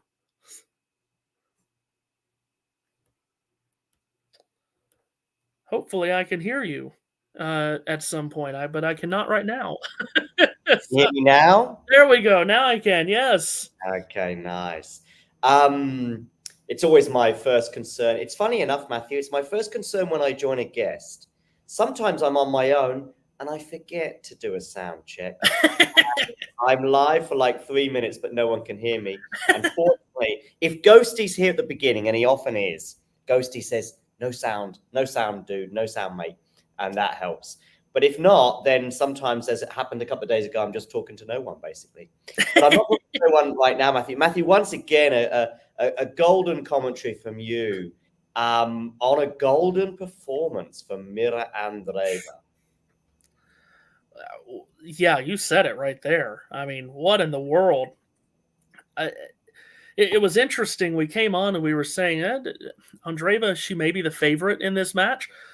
I personally did not see it that way. Shame on me, obviously, because, I mean, that was as dominant as it gets. And I made mention that might be the most lopsided loss in Ons Jabeur's tennis life. Yeah. Can't imagine she's ever lost a match 11-2 like that in less than an hour. Matthew, watching it, was it a bit awkward in a way for Ons? Oh, yeah. Or were you, yeah, I thought that a little bit. A couple of racket throws and stuff. And I mean, for Ons, there's a few things going on that side of the net in terms of not playing much. A few injuries during last year. I do think that if a Grand Slam is going to go her way, it is more likely to be at Wimbledon or possibly Roland Garros. But I think Iga is a big sort of mountain there. And she's not had the same success in Australia as she has in New York. But nevertheless, that was a humbling loss, right? It absolutely was. And I feel like I mentioned it a couple of times.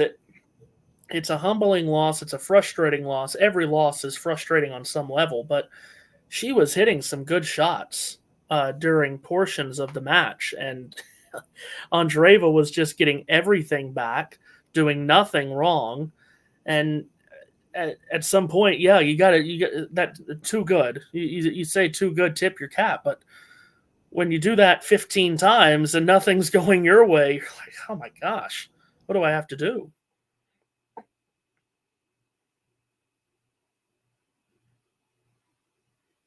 Hopefully I haven't lost you.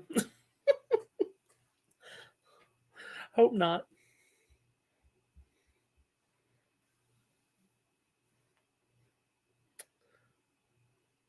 Well, let me just say, I'll try to stall here as best I can.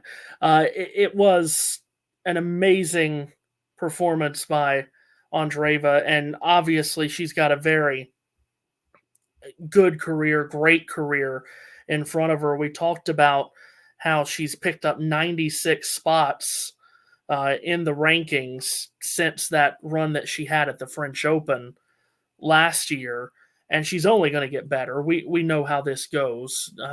She's 16. She's only going to get better from here. And playing the way that she did tonight, that's going to be a stepping stone kind of match for her to beat a player of Ans's ability. And I can't wait to see what she has in store for the rest of this tournament and the rest of this year. It's going to be a lot of fun to watch. And, she was, no doubt about it, too, is she was the more seasoned player, at least for this year. Ans has barely played this year. Andreeva, she won 4 matches in Brisbane, if I'm not mistaken, and defeated a very good player, Samsonova, in that Brisbane tune-up tournament. She lost to Linda Noskova in the quarterfinals there. So she's a much more seasoned player as far as this season goes. And maybe that had a lot to do with it too. But it was a picture-perfect performance, obviously, from Mirra Andreeva. I am trying to pull up the draw here. If the Australian Open app would work with me a little bit, trying to pull up the draw to see what we could get. I see Timo Fiva already through there. Here we go. So just looking forward for Andreeva, she's going to be a heavy favorite in her next match. Could play Perry, who she beat at the French Open last year when we started to really understand who Andreeva is and what she's all about. She beat her in that run at the French, so could be playing her again in the third round. Perry is playing Kamila Rakimova. Hope I didn't just butcher that one. So she's going to be a heavy favorite there. Then could get Krejcikova in the fourth round. That could be very interesting. I think you'd have to say you would favor Andreeva. I know it might be prisoner of the moment, but I think you'd have to say you'd favor Andreeva there. If she does indeed play Krejcikova, if she plays anyone else, she'd be a heavy favorite from that section. So, again, not to be prisoner of the moment after we just seen her steamroll a top player, but she could very well make a deep run in this tournament. And maybe, just maybe, we see her make a semifinal run. What would that be? Would that be Sabalenka, I think she would get in the semis, if I have that right. That'd be a hard-hitting match. Good gracious, that would be almost overwhelming, the amount of impacts we would see. Of course, Sabalenka's got a somewhat difficult road in front of her, possibly Badosa, who is starting to round back into form, maybe Anisimova, Pavlyuchenkova, who Pavlyuchenkova's had good runs here in Australia before, so that's a loaded section that could keep Sabalenka from making it that far. But obviously, Andreeva, what we've seen tonight, I think is just a glimpse into the future for her. So yeah, hopefully it'll be a lot of fun. Hey, there you are. Hi. Hello. No, and I can't hear you again. Yeah, can't hear you, John.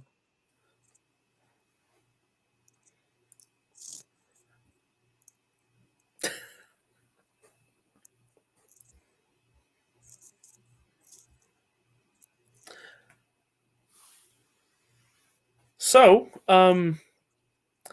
I'll try to pick it up here as best I can. I'll try to do this as best as possible. But so Andreeva through to the third round, the first to make it into the third, and then Timofeva into the third round as well. Who knows what she may be able to do? This is a great run for her, ranked 170th in the world, and she is able to pick up this win over Wozniacki. Very well could be seeing Beatrice Haddad-Maia in the third round. Haddad-Maia, who is seeded 10th here. So obviously she's going to be a heavy underdog in that match if it indeed comes true that it is Haddad-Maia. Now, if it's not, if Alina Korneva were to beat Haddad-Maia, we'd get Haddad-Maia get 2 qualifiers in the third round. That would be interesting. Yeah, that would be that whole section is really fascinating actually, because Korneva, is the Australian Open junior champion of the last year, and she beat Andreeva in the final. So she's also quite a special talent. She knocked off Sorribes Tormo in 3 sets in the first round, and Sorribes Tormo is a player that you really have to earn that win against because she's so scrappy. Yeah. The way she's the way she doggedly fights and gets so many balls back, and you have to overpower her at some point. And Korneva was able to pull away and win those last 2 sets, 6-3, 6-2. And every time someone beats Sorribes Tormo, I kind of stand up and I'm like, okay, they might be ready to go on some sort of a run here, or either that or they're in great form. Yeah, absolutely. By the way, Matthew, nice to meet you. Nice to meet you, Matthew. I've tuned in a couple of times in the Twitter space thing on top, and I've seen you've been calling the matches. So good job on that. Oh, thank you. I appreciate it. While we wait, I know John's having some technical issues, which happens to all of us, of course. So while we wait, we'll try to pick up, just do whatever we can here. What did you think about Andreeva tonight? I mean, that was a spectacular performance.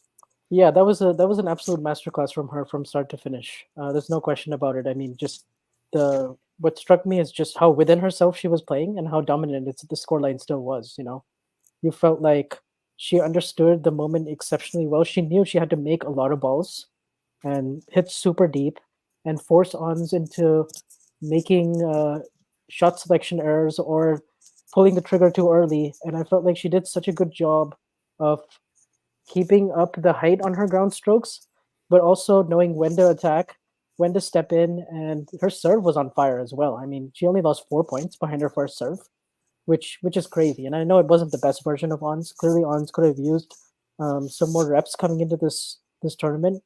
She didn't play any of the warm-ups, and I don't know if that was such a smart move at this point in the season. Maybe it was asking too much. We'll never know. But I think because we have seen top players in the past skip warm-ups before, but I just think Andreeva was such a nightmare match for her, and her movement, the way she was countering so many of Ons' attacks, and Ons normally wins a lot of these cat and mouse exchanges, and there was just no opening really for Andreeva to even get nervous because the gap in the score was just too big at certain points. So I thought it was a very complete performance. A little bit deflating for Ons because I thought she was just flat in her body language, never really rose to the occasion, and seemed to really just struggle to find any ideas. What did you think? Yeah, same exact thoughts here. I mean, she just played perfectly. And I was just going through the draw just a minute ago. I mean, how deep can she take this here on Andreeva? Because, again, she's going to be a heavy favorite no matter who she plays in the third round.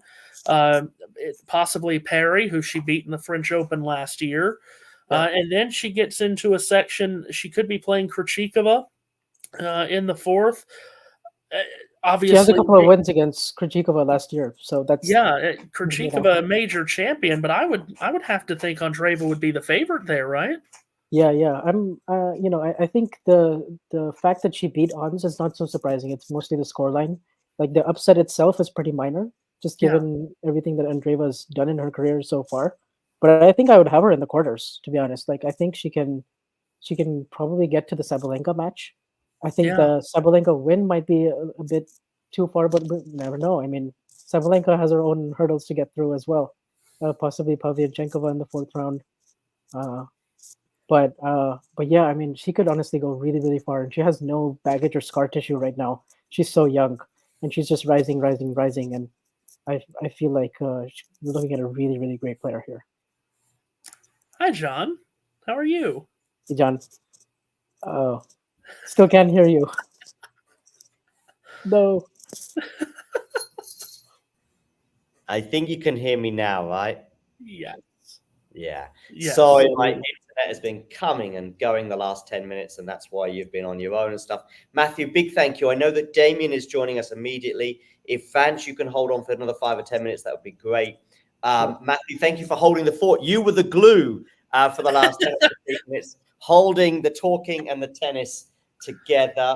But fortunately, Damien is joining us as well. So you can set off into the sunset, although I guess it's pretty late at night where you are. And this time of year, I don't know quite how the sunsets are.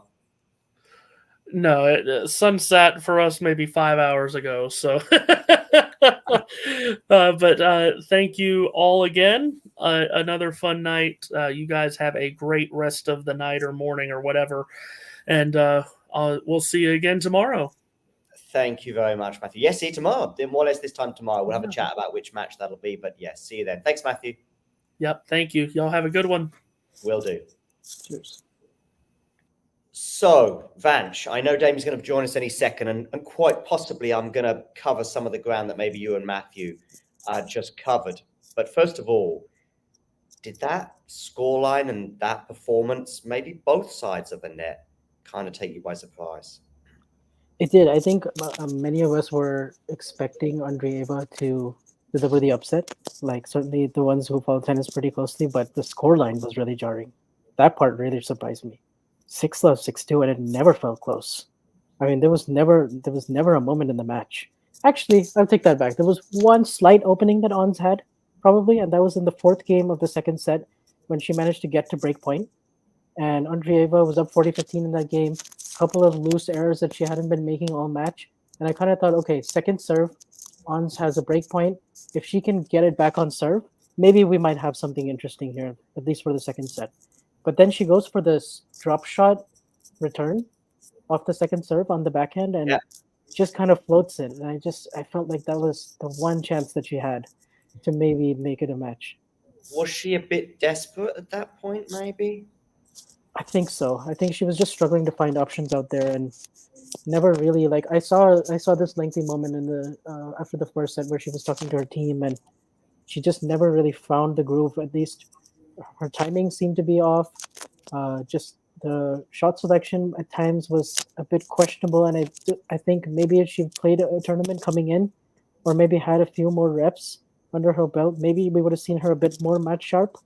It's tough to say, obviously, because great players have had a lot of success in the past coming in, but I think Ons could have really used some of that because she wasn't in great form, towards the end of the year. This match actually kind of reminded me a little bit of the match she played against Coco Gauff at the WTA finals, where it was just so flat, and she just seemed so out of it, and not at all like the inspired, happy sort of Ons good vibes that we're used to seeing, and that part has faded a little bit, unfortunately, since that Wimbledon loss. Did you catch any of the conversations she was having with her team? I wasn't able to catch any of that. I didn't, but I just felt like she was just pretty. She looked quite tense, and they seemed to be. I didn't actually hear the audio, but it just seemed like they were. She was struggling to find any sort of solutions, or she was just looking at her box, like talking really loud. I don't actually know what exactly she was saying, but she looked really stressed. Yes, she did, and I think I like your point about the sort of happy vibes that we've had from Ons have certainly sort of gone down a little bit in recent months, and there are two sides to this story, and I guess we have focused a bit more on the Ons side. But let's switch to Mirra. Damien is here. Damien, if my internet goes again as it has done in the last 10 minutes. Just sail us through to the end and click end stream. Simple as that. Damien, wow. I mean, Mirra Andreeva first set and a half was on fire. I do think, Vanch, there was a period that culminated in the bit you highlighted and maybe began at the end of the first set I thought if Ons can just get a break here at 5-love, just to do something to sort of lay down a marker, if you like. And the beginning of the second set, she got her first game. There was the finger went in the air. But that was kind of it, Damien. I mean, it was all Mirra and Andreeva, really, wasn't it? Yeah, and to Marcus's question, Erika Andreeva was never in the main draw. She lost in the qualifying to Polina Kudermetova, so a matchup of two lesser-known Russian sisters, lesser-known of sibling duos, at least. But yeah, I think, of course, there was a pretty slow start from Ons, and it never really got better. Like, there wasn't a moment when it got better. Maybe the second set at the beginning, yeah. But still a pretty fabulous display as well. You just have to sort of start rolling and start pressuring the second serve, as Andreeva did. Yeah, 5-all, it was like 5-love, it was like love 30, right, on the serve. But yeah.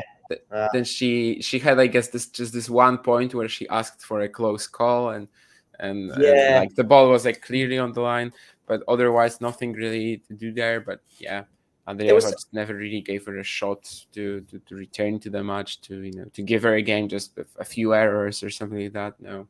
There were some backhands into the net, and maybe one was even on a serve right near the end that kicked up at Ons. I do think that, a peak Ons maybe couldn't live with that on this surface, on that court, playing Mirra and Andreeva. A peak Ons on a hard court in Australia? I mean, does she have a fast court problem, really? Not really, right? I mean, she's so excellent at like absorbing pace and probably at countering it as well. I don't really think so. But certainly on the day, there was a massive difference in terms of the quality that the players were able to bring to the court. Of course, it's a super clean win for Mirra, and I'm so excited for her to keep going in this event as well. Yeah, Vanch. Sorry, I'm sure you were about to say something. Go on, Vanch. Oh no, I was just going to respond to the backhand and the net that you're referring to. I noticed this in the Wimbledon final, and I've noticed it periodically throughout Ons' career, that she just struggles to really generate pace off the backhand sometimes, especially up high. She tends to hit a lot flatter than especially. I mean, I was looking at the net clearance in this match on the backhand for Andreeva versus Jabeur, and Jabeur is at like 1,256 RPMs, and like Andreeva is at like 2,153. So there was like a big difference when it comes to like the margin and the height of the ground strokes, and obviously like the net clearance as well. Like 85 inches for Andreeva, 62 for Jabeur. So she hits the ball a lot flatter. I didn't feel like her footwork was always completely sharp today, especially on some of those balls where like she has to create all the pace.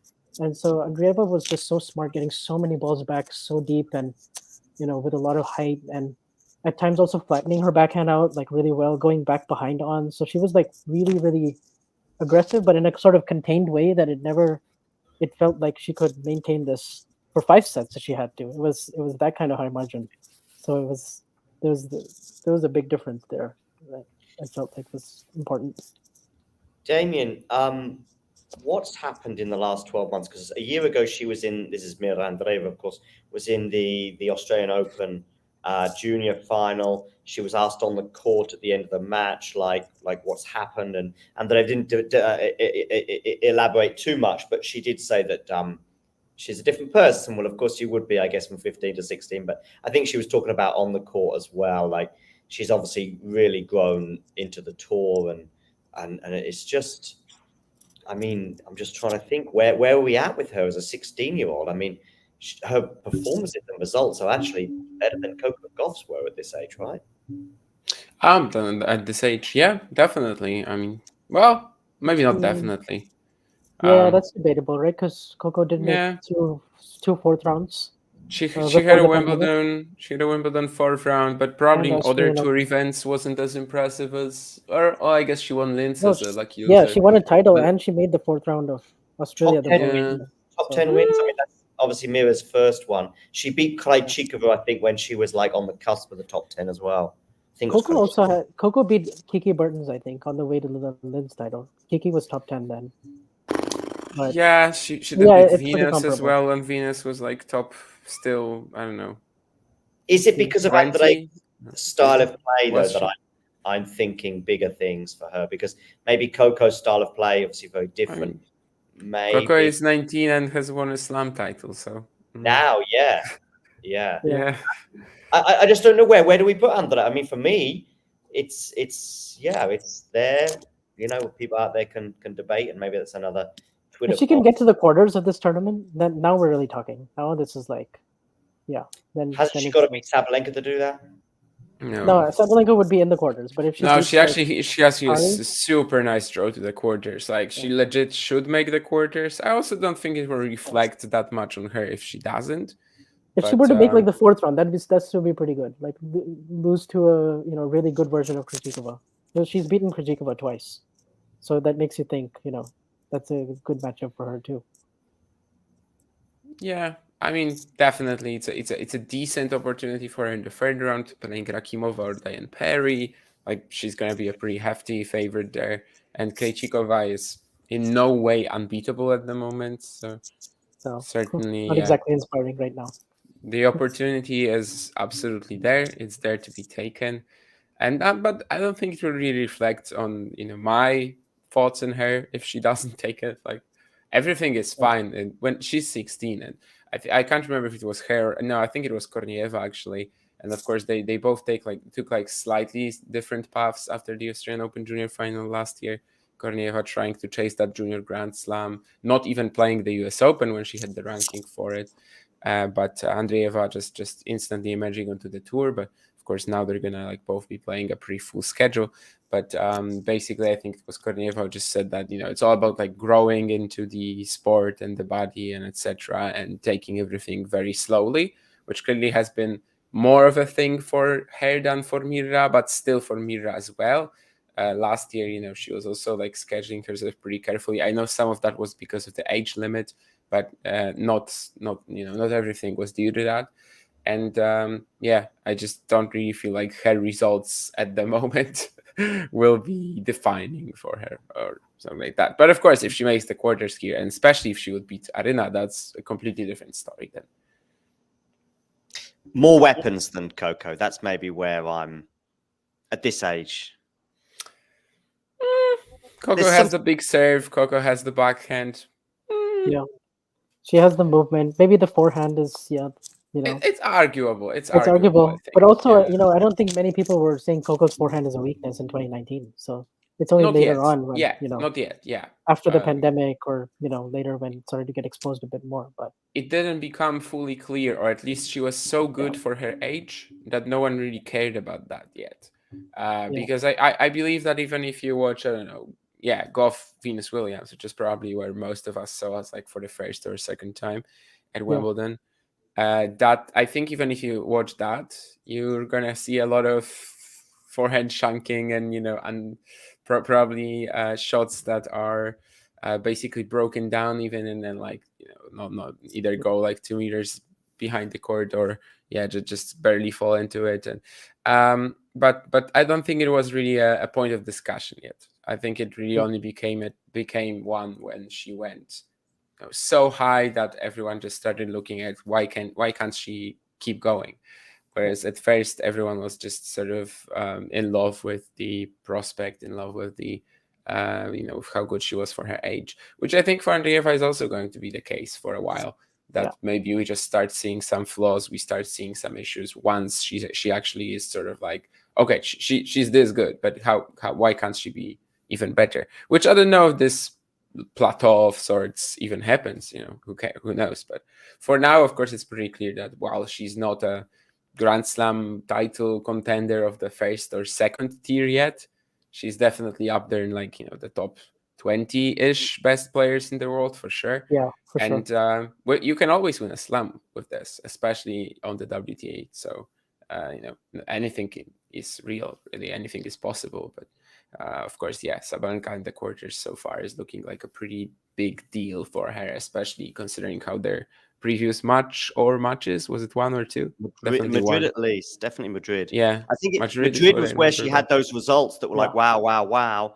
I guess maybe she was about to play her as well in Beijing was Wimbledon. Beijing Rybakina. Yeah, she No, was no, about to play. I'm thinking yeah, she was Wimbledon. about Yeah, to play her at She lost to Wimbledon, but she Keys. choked against Keys. So Yeah. that's why I'm thinking if there weren't matches, maybe. Right. So yeah, just one match with Sabalenka, but the matchup looked pretty horrific for her there, at least. But of course, with Andreeva, it's just such a dynamic progress so far, as you would expect at 16, that maybe the weight of shot of Arena wouldn't be as scary to her right now. Vanch, what impressed you most with Mirra Andreeva today? I think it's just her tennis IQ, to be honest. It's the completeness of her whole game. It's not so much one thing, it's the whole package. It's the way she can recognize, okay, now I need to defend. Now here's the incoming ball. Now let me just test On's shot tolerance and let me just loop it up really high, and then boom, let's flatten it out. And then also like her serve also I thought today was pretty striking. Like she only lost 4 points on her serve, which I mean, I'm sure it's improved.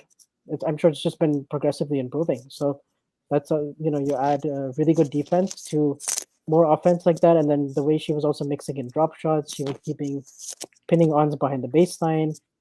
I guess it's also just that she never really flickered. You would have thought that, okay, even after the first set, you would have thought, okay, maybe we'd see a slight dip. Maybe she'd drop the intensity just a little bit, or maybe ons would raise it, but it just never really happened. Apart from that one blip in sort of the fourth game, which where ons was starting to get a little bit inspired, like the hand to the crowd, and then at 2-1, like the one break point chance, and but she just swatted it away completely. So she passed the test with total flying colors. All right. Any final word on Mirra Andreeva in reaction to maybe what Vanch said, Damien? No, sure. I mean, some of that first serve stats, I think, is probably also from the fact that, well, she was just winning so many neutral rallies, but absolutely did look pretty good today. It's generally, the strength so far. Like, it's not really something that we've been maybe discussing as one of her best qualities, but certainly it looked great today. And 2 more 16-year-olds coming today. If they all win, what a story that will be. But of course, I think for Kornieva to even play, we need to finally get something on the outside courts as well. So it's not going to be that easy. But yeah, Brenda, of course, will play anyway, since she is on one of the show courts as well with Arina Sabalenka. But are they actually starting up soon? Because, well, I see that they still haven't moved anything from past 4 a.m. my time. So maybe they're about to start, or maybe they just haven't updated the schedule once again. Let me just see. Leila Fernandez, Alicia Parks. Kornieva would be second on her court, so she wouldn't be playing any right now anyway after Galan buys. Well, we'll wait and see. Listen, I think we can wrap that way anyway. We've been sort of stretching Ons and Mirra much more than Mirra herself got stretched in the match itself. Big thanks to Vanch for joining us. Of course, you can follow Vanch on all the socials, and including seeing him in his new role at the Tennis One app. Is that right, Vanch? Yep, that's right. Tennis One app.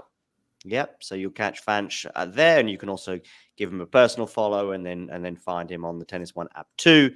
You can find Damien here as well, and Damien, you're looking a little bit older than you did 24 hours ago. Oh yeah, happy birthday! Yeah. Well, wish you in the chat, but yeah, it's kinda over in California, Damien. At least here in Poland.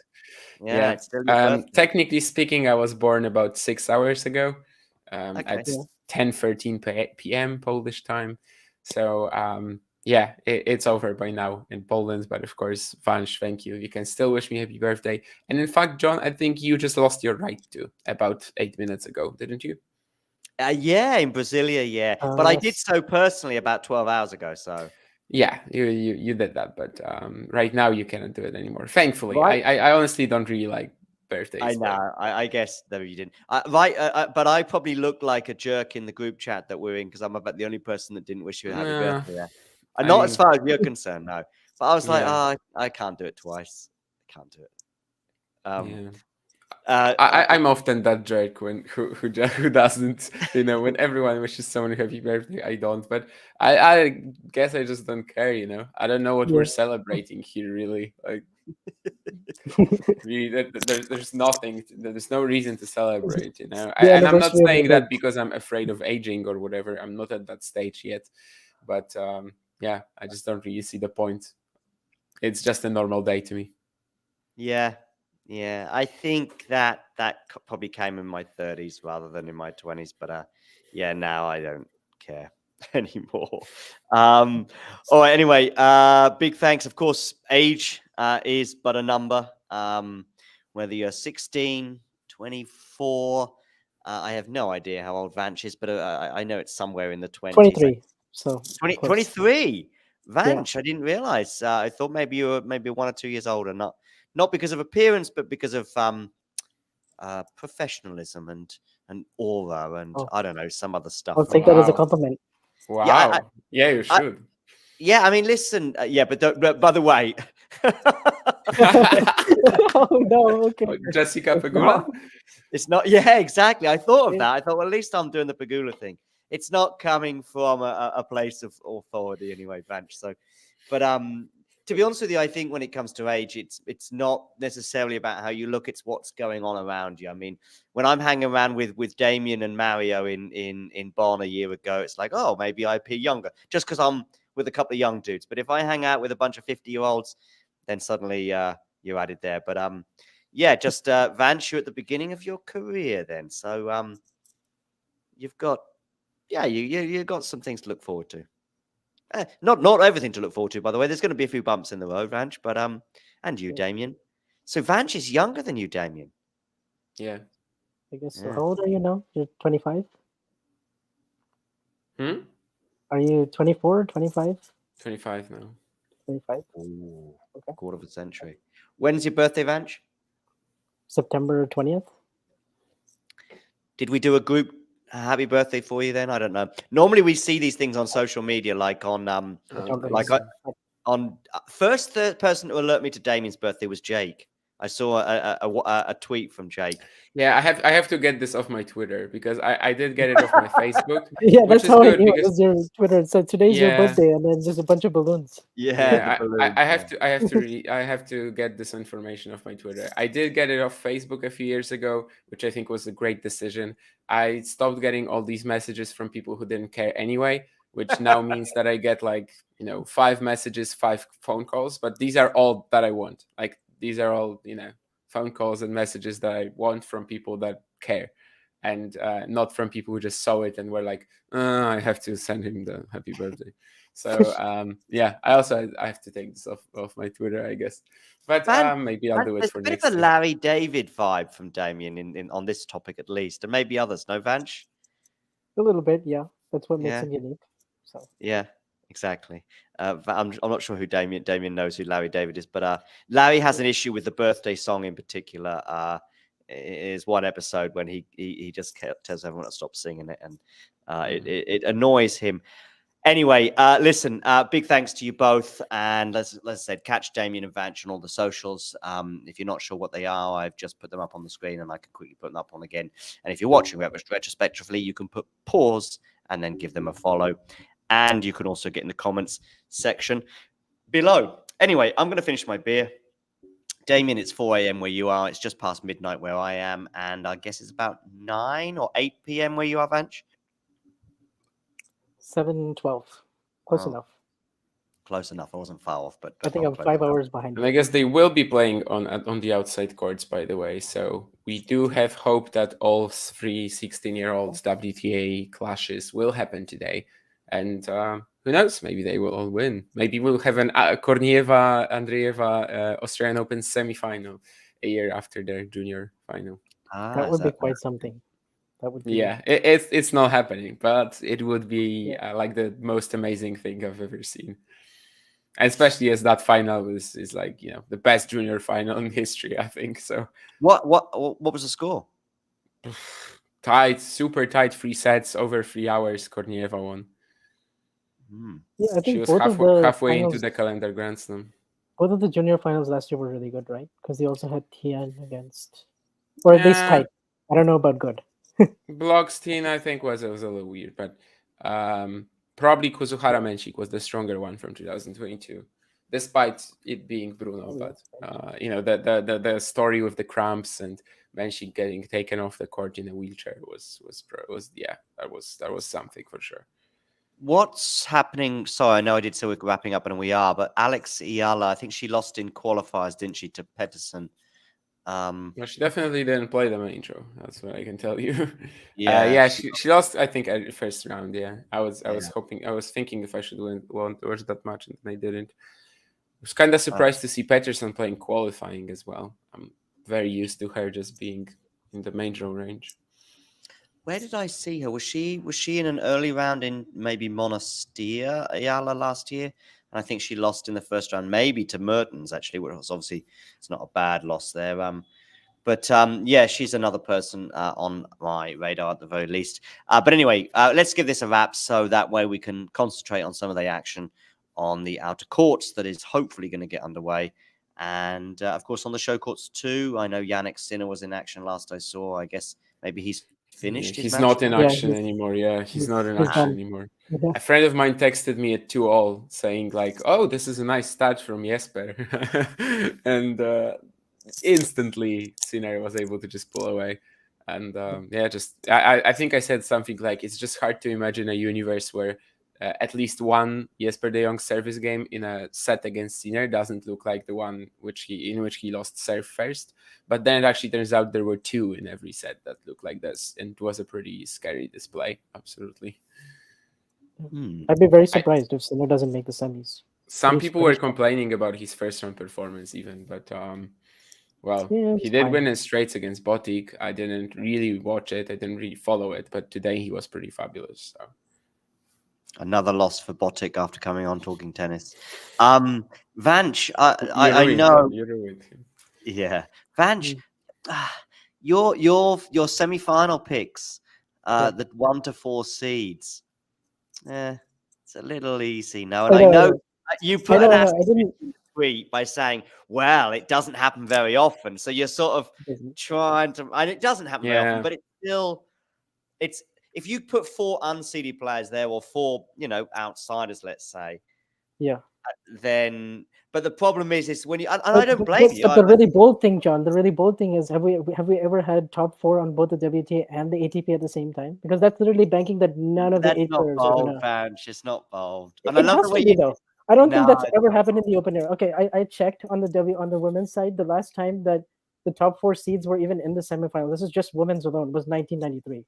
So it hasn't happened in over 30 years. So, and we've had some stronger top 4s in the last 30 years than even what we have now. And they've never made the semifinals, all 4. So it's not about whether it's happened in the past or whether it even happens at this. It's whether it's bold or not. And I think you just go through the draw and you have Iga in the semifinals. Okay, is that bold as an isolated case? No. Sabalenka in individual case, you have her in the semifinals, and so but on. it's the combination. Like all 4 of them have to get there without screwing up. And you'll probably get 3 right, and you'll be like, yeah, okay, fair enough. And I need to get all 4 because 3 is not good enough. 3 loses me the bet. If I bet money on it, 3 is not going to cut it. And you got that. Which one of the 8 might not is the most likely to not make it? I don't know. First of all, that comes to head is Medvedev, but yeah, Medvedev comes to my mind just with his section, But that's not draw related. Coco. Yeah, Coco as well. If she comes up against Garcia and Garcia plays like what she did in the Fernandez round 3. That's my pick. Leylah Fernandez round 3. What about Raducanu and Qinwen Zheng? Is that in the same half? Same quarter? That's the Pagula section, right? No, that's the other half. Yeah, that's the other half. Because they played yesterday, so it has to be the other half. Yeah, Coco. I think if Coco ran into somebody, it might just be the wrong moment for her, I think. Yeah. So probably Coco and Daniel. Yeah. Oh, we'll see. Go on, Vance. You got something else to say? No, I think you're probably right. I think I would say Coco and Daniel too. Those are the 2 for me. The problem is that Carlos and Iga, who's maybe a little bit higher in the food chain, the reason why I bring them into the conversation here as well is just their draws are tricky. I mean, Iga's now got Daniel Collins, and I know that Rebecca would be in the semifinals. So I guess that's not so bad. But there was somebody else en route, at least, that I thought could be problematic for the poll. Ostapenko probably in the quarters. Yeah. If Ostapenko gets there, yeah. Daniel Ostapenko, Collins, second round. Yeah. second I round. was thinking, Damien, when I Svitolina said in the fourth. Svitolina in the fourth is not easy. who's the fourth? Svitolina potentially beat her at Wimbledon. Yeah. And then third round, Noskova. I mean, it's not an easy draw. That's for sure. It's tricky. Yeah. It's potentially tough round by round, which is, of course, why Sabalenka's chances really improved when we saw the draw, and also that Rybakina wasn't in the same half. Yeah, definitely. Yeah, the questions for Sabalenka really start from me. Semifinal. Well, even potentially if Andreeva keeps up this level in the quarters, but mostly the semis, because that's where we've seen Arena fall a little bit. But that's not bad, is it, Vanch? If you're sort of like no questions asked to the semis, that's not a bad. I mean, I know you're a top 4 seed. That's kind of how it's been. That's kind of how it's been for Sabalenka, and she's made like 5 semifinals now in a row. So this would be her 6th. Yeah. So yeah. But she used to guys. She used to never make these deep runs before 2021, and she used to have all this success on the tour. And I don't think that there's any sort of semi-final or final issue. Maybe the the US Open final. Maybe she did dip a bit in sets 2 and 3 there a bit. I know she should have beaten Mukova. She should have beaten Mukova. Yeah, but that could have been a quarterfinal. That could have been a first round, and that could have happened. She's won a slam now. She's been in a final.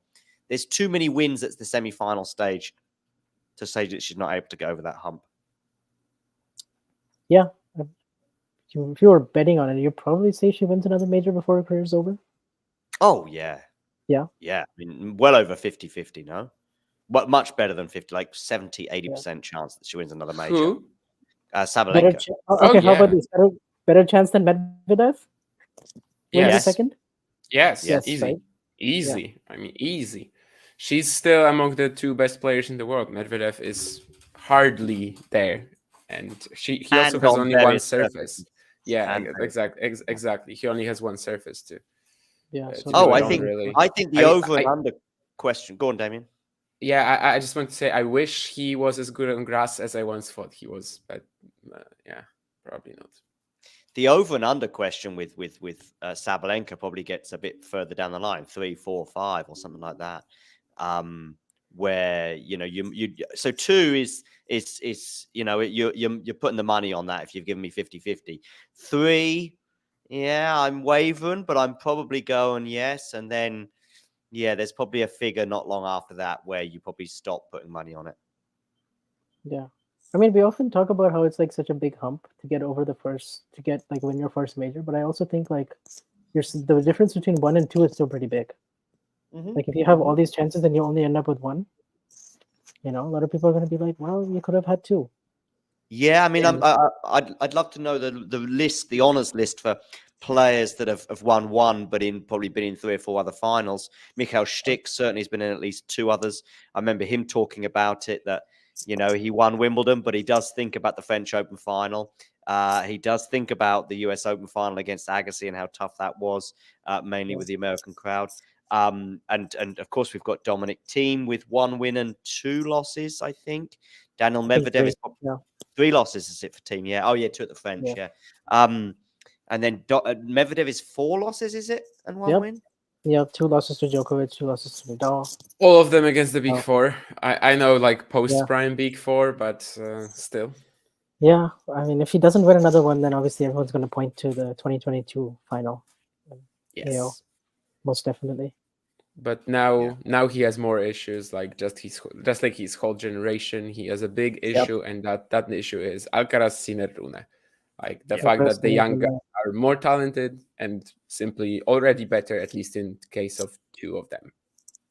And have horrible matchups against them also. Like Medvedev, Zverev, Tsitsipas. Well, maybe some of that is matchups. Maybe the other one is just quality gap as well. But some of that is matchups as well. So. Yeah. And Rune has 2 surfaces, therefore 3 Grand Slams. And who knows where. Clay, he's decent. Rune. I mean, which surface did you not want to give him? I was, of course, Yeah. putting Grass at a lower level than the other two right now. For Yeah, me. lower, but like Yeah, he was but- absolutely fine at Wimbledon. Of course, can and win. he might be an Alcaraz who's getting to Wimbledon finals in a couple of years from now. Yeah, last year you probably, even before Wimbledon, you probably would have said the same, I guess, about Carlos, right? That he has 3 slams only to sort of look at. I still was certain that Carlos would get there at some point. I just didn't expect him to get there as soon as he did. Yeah, I guess Rune is not a guaranteed Wimbledon winner in the future. Definitely not. I was fairly close on Alcaraz being a guaranteed Wimbledon winner at some point. He is I guess so. Rune is a guaranteed contender, I would say, in the future, but maybe not a winner. Alcaraz probably the other. Yeah, probably not. So Sinner would be the same. I guess Sinner has 2 majors where he's like a guaranteed contender, but I don't know if a guaranteed winner. And that's the French and Wimbledon. I like to make videos out of these little chats we have post-match. And of course, the Mirra Andreeva on Jabeur bit is quite easy, but I might end up spending the rest of the night making about 7 different videos from this last 30 minutes of chats. Yeah, they do tend to be very popular because no one's here right now. There's 3 of us. And I've got 10 viewers according to this, but I don't know in fact, only 4 are on YouTube. 5 are on Twitter because some drunk people have fallen asleep with their phone open in their hand. And 4 people have forgotten to turn their laptops off on YouTube. And that's about it. So I tell you what, we will bring this to a wrap and I'll get editing some videos and stuff. And yeah, I'll speak to you both very soon. Yeah, thanks. Good chat. It was longer than the actual match, so. Yeah, the stream has been going on for 4 hours. Yeah, because we had an hour and a half. I know. Yeah, which is the introduction was longer than the match. Like that wouldn't even be a hyperbole. So no, definitely. All right, guys, take care. Speak to you soon. If you enjoyed this video, make sure you hit that like button. Don't forget to subscribe and click that notification bell so you don't miss out on all things tennis.